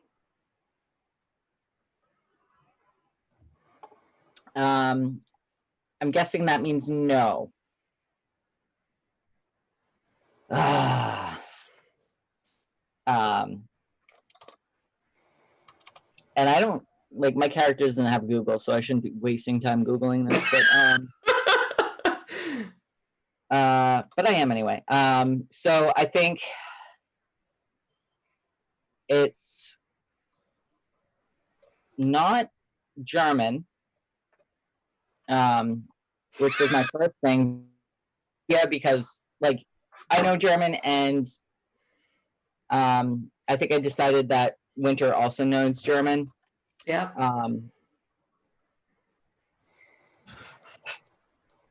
And so Swedish German is German. It's just Swedish. I have absolutely no idea what that combination of words even means. What do you mean by Swedish German? Swedish is a type of German. Do you mean Swiss German? Maybe. But I thought Okay. Swedish was also a type of German, but it might be just as like a type. It might not be that. So Switzerland It's not has that like important. 3 languages, German being one of them, Italian being another, and then I think it's French, but I'm not sure about the third one. If you're referring to, I think that might be what you're referring to, because as far as I know, Swedish is an entirely separate language. Okay. Regardless, I love how this is turning into like linguistics and like architecture and like the history of all of the things. Right, I have set myself up for a tough ride. so we can't communicate directly. Like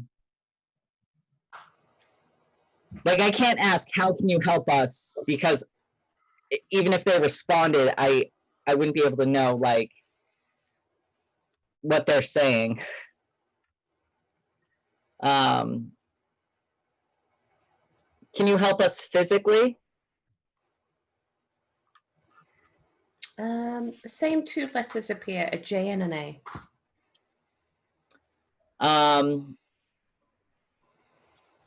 Can you tell us where the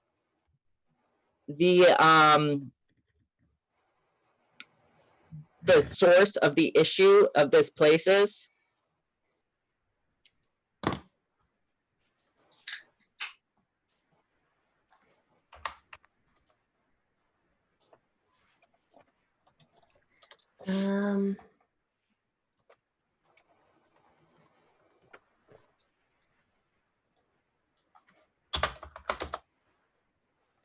There's 3 letters that appear on your arm. A J, an E, and a G. A J, an E, and a G? Yeah.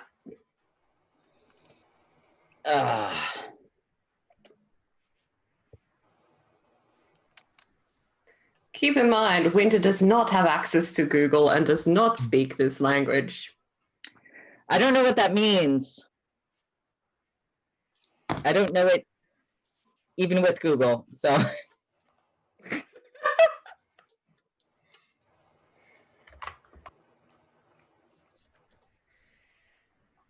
You do get a message back, and it's quite sarcastic.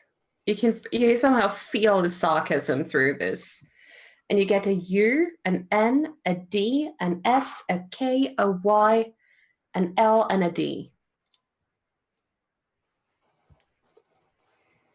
I'm assuming I have like, I can write it down so I can see it with my eyes, right? Yeah.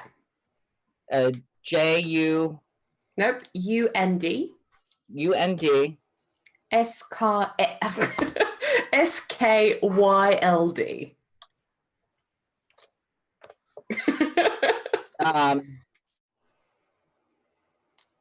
Oh, it automatically translates when I write it down in the. Well, can I use my telepathy to kind of like mechanically understand or bridge the gap between the languages so that like mechanically I can also use Google?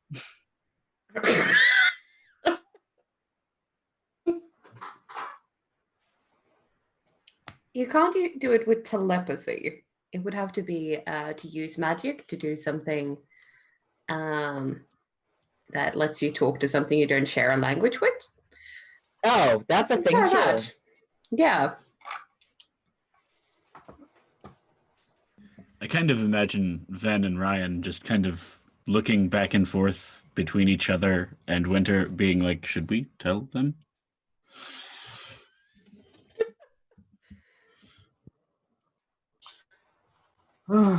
Oh, you can speak to buildings, by the way. Just throwing that out there. They listen. Buildings is a pretty I made a specific new use case, friend. but yes. And I made a new friend, and I kind of like where this is going. Is that what that's hot was? I don't think this is an appropriate relationship.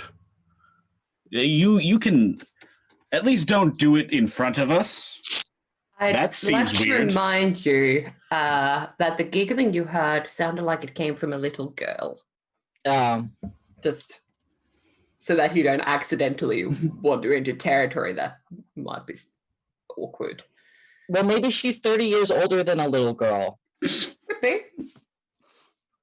Time magic is strange, but yeah, figured I'd give you a... What's the movie? So, Winter, are you rolling to see if you can communicate with something you don't share a language with? I am doing that. All right, roll me a it's weird, magic. please. It's the weird. Uh-huh. Yeah. So the spell should have worked perfectly. Sweet. It doesn't. What? There is no change whatsoever.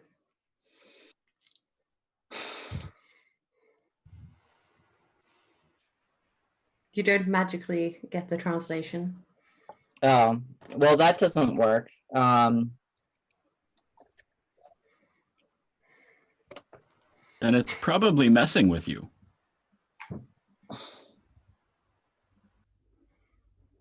Are we at the ABBA Museum? Which one? The ABBA Museum, like from the band. No, like the band you're ABBA. not. You haven't seen a single ABBA-related item. Since when ABBA Museum has mummies? Yeah, just... I don't know. Are you just They are not- Googling they are not museums? dead. Like...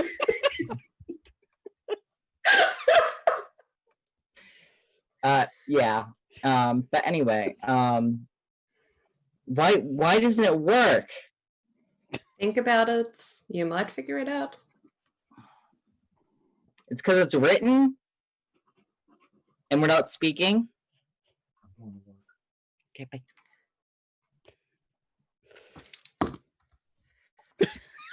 Is that the...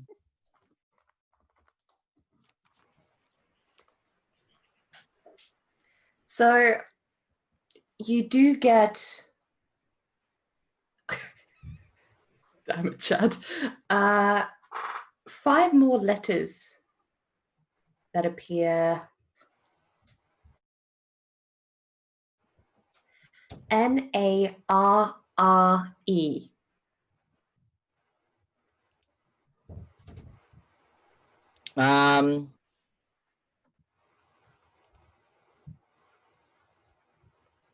N-A-R-R-E. Mm-hmm.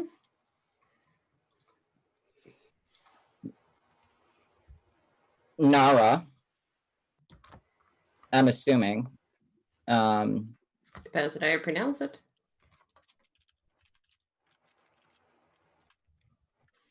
Is there an umlaut at all? Nope. I should mention that, just as I've said before, this language doesn't really have umlauts. It does have additional letters to the English alphabet. Oh, right. Okay. But this is just plain N-A-R-R-E. Does that mean... What does that mean? I don't understand you.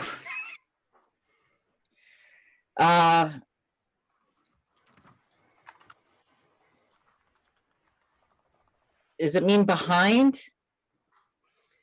You get, when you say, I don't understand you, the writing begins again.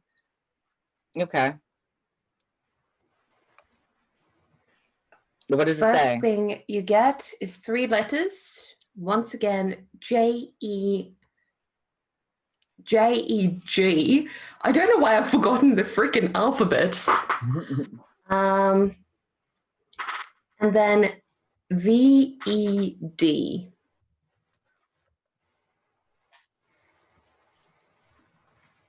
Do you not understand me either?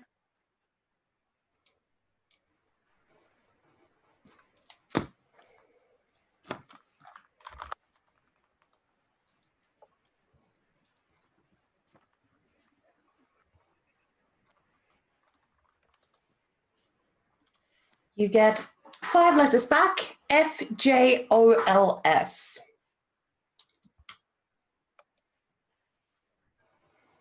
That's almost like fjords.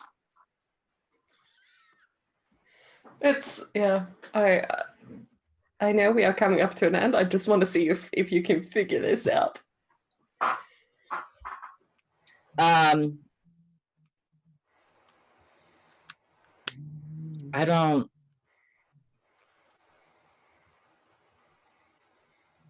Should I just like follow my friends?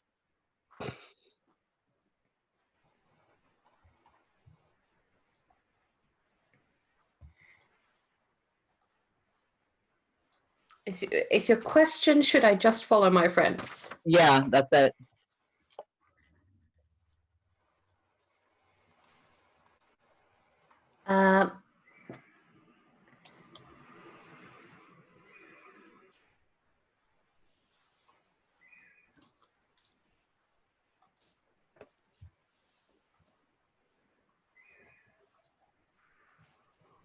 You get 3 letters back. VIS. See, like VIS. yeah, VS in VIS. Victor. Like, but like, does that mean like to see? Do you ask it that? Yeah. You get NEJ back. Okay.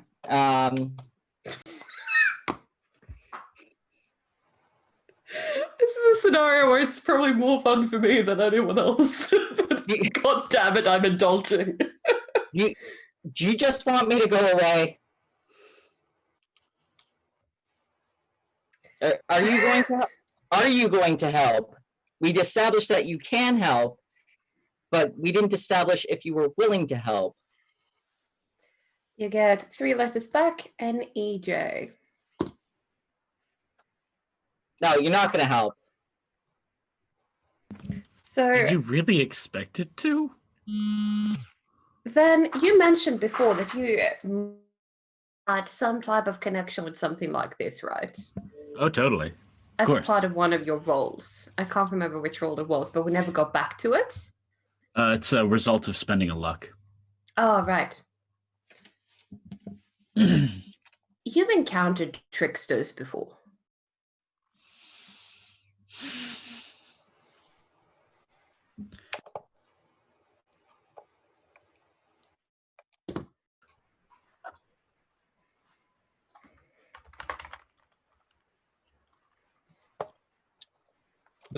Ben, I think you're muted. Sorry, my push talk is stupefied lately. Winter, we should go, and you should not listen to whatever that thing has to say. It didn't tell me much of anything. That's probably for the best. Okay.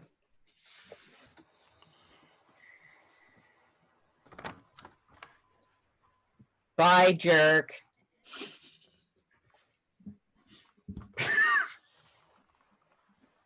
You get one last tracing of 6 letters, this time on your forehead.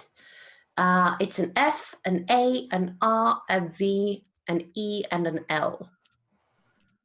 What was it? FAR? R, V, E, L.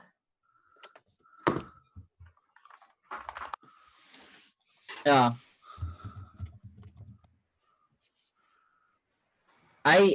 I'm getting a sense that you are not helpful.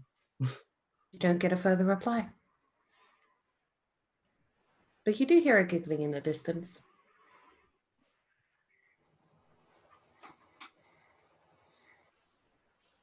Jerk. Don't feed the trolls. It's best. It's gonna do its thing. We will But what do if I our want to thing. feed the trolls? And I pick up I think I pick up a candy bar and I throw it at it, or like in the general direction of the giggling. You throw a candy bar. All right, so we're just about to cut it off for this week.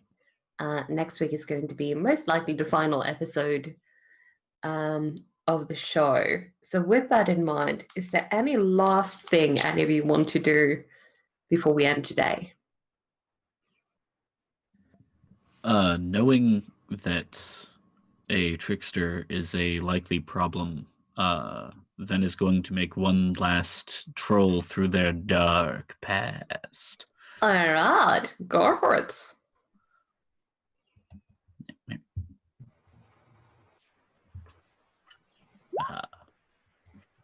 Nice, that's an 11. Let me check exactly what that move does. Dark part. You get to ask 2 questions. Well, oldies but goodies. When I dealt with this creature or one of its kind, Mhm. what did I learn? This thing, it might be demonic, might be fey, it might be something different, but it is a creature that preys on people, not in the standard way. It doesn't eat them or anything like that. It's more into psychic energy and brains and thoughts and dreams and all of that juicy goodness. Excellent. And, of course, what black magic do I know that could help here?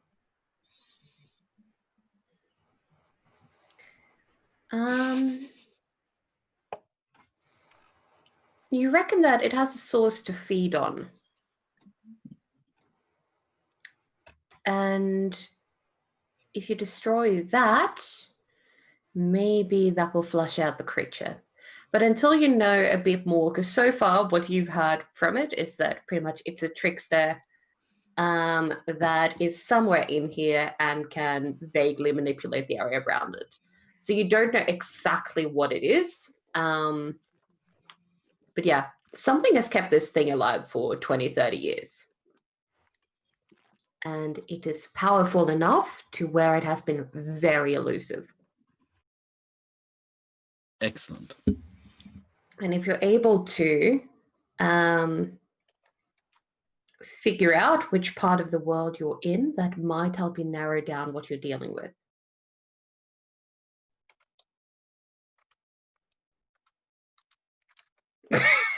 I've taken some liberties, but if that might help you determine what you're working with.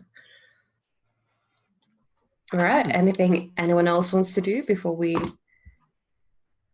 wrap up? Not a thing I can think of. All right. In that case, what I would love to hear from all of you before we go on a raid is the answer to a few simple questions. What was your favorite part? Where can we find you next? And is there anything else you would like to share with us?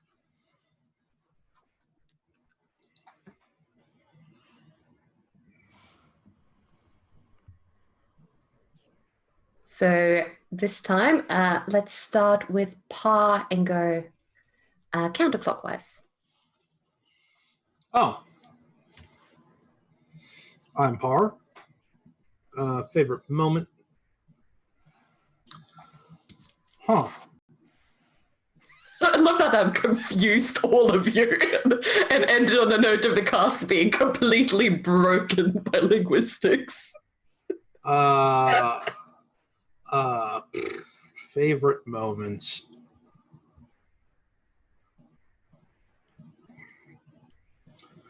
I don't know. Probably just man, truly my brain's no longer working.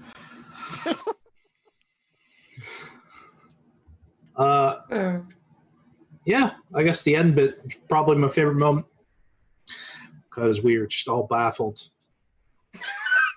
I can't remember anything else that happened in the session.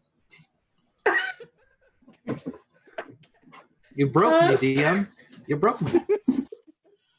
So where can we find you next? And is there anything else you'd like to share beyond that I've broken you? You can find me Mondays here. You can find me on Twitter at at LTALIG. That's at LTALIG. name so long I won't pronounce it here, but you can find me. Awesome. Ashy, what about you?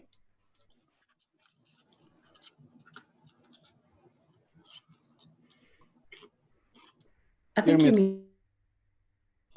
Stupid fucking push to talk. My favorite part. Relatable.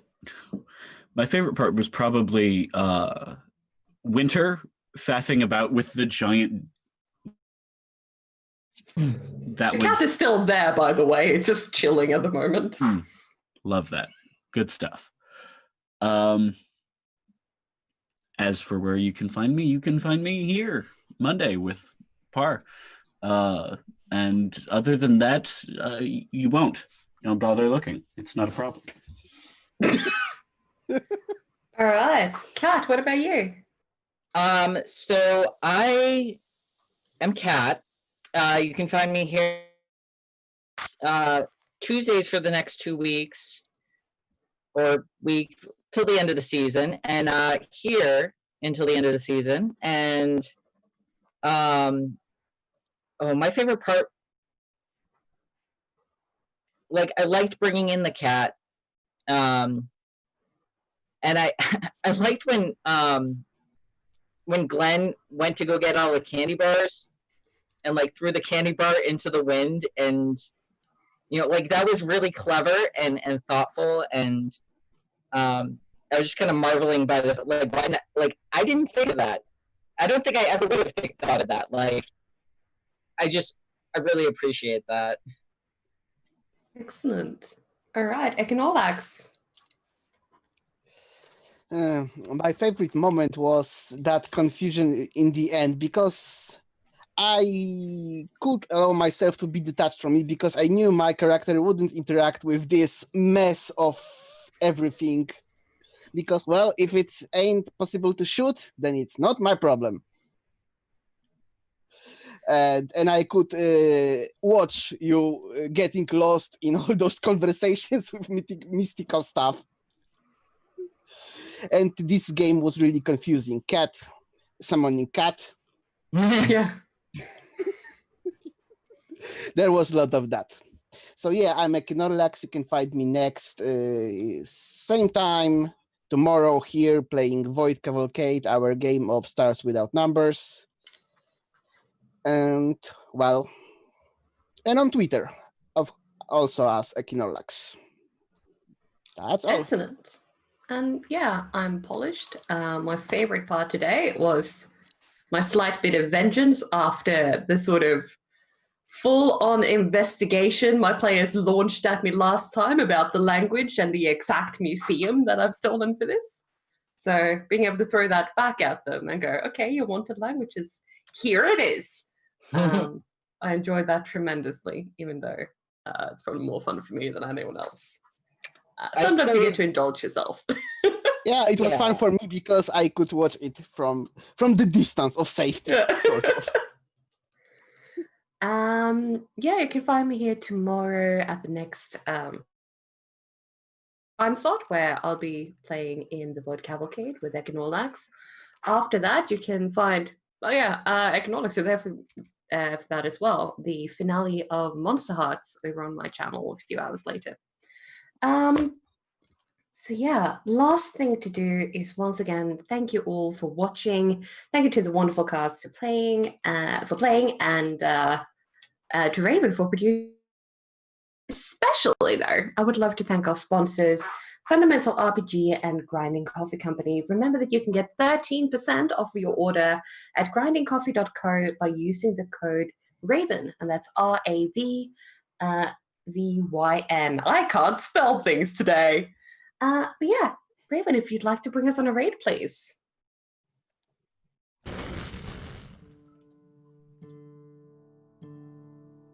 Hello. Yeah, that was fantastic. A lot of fun to watch.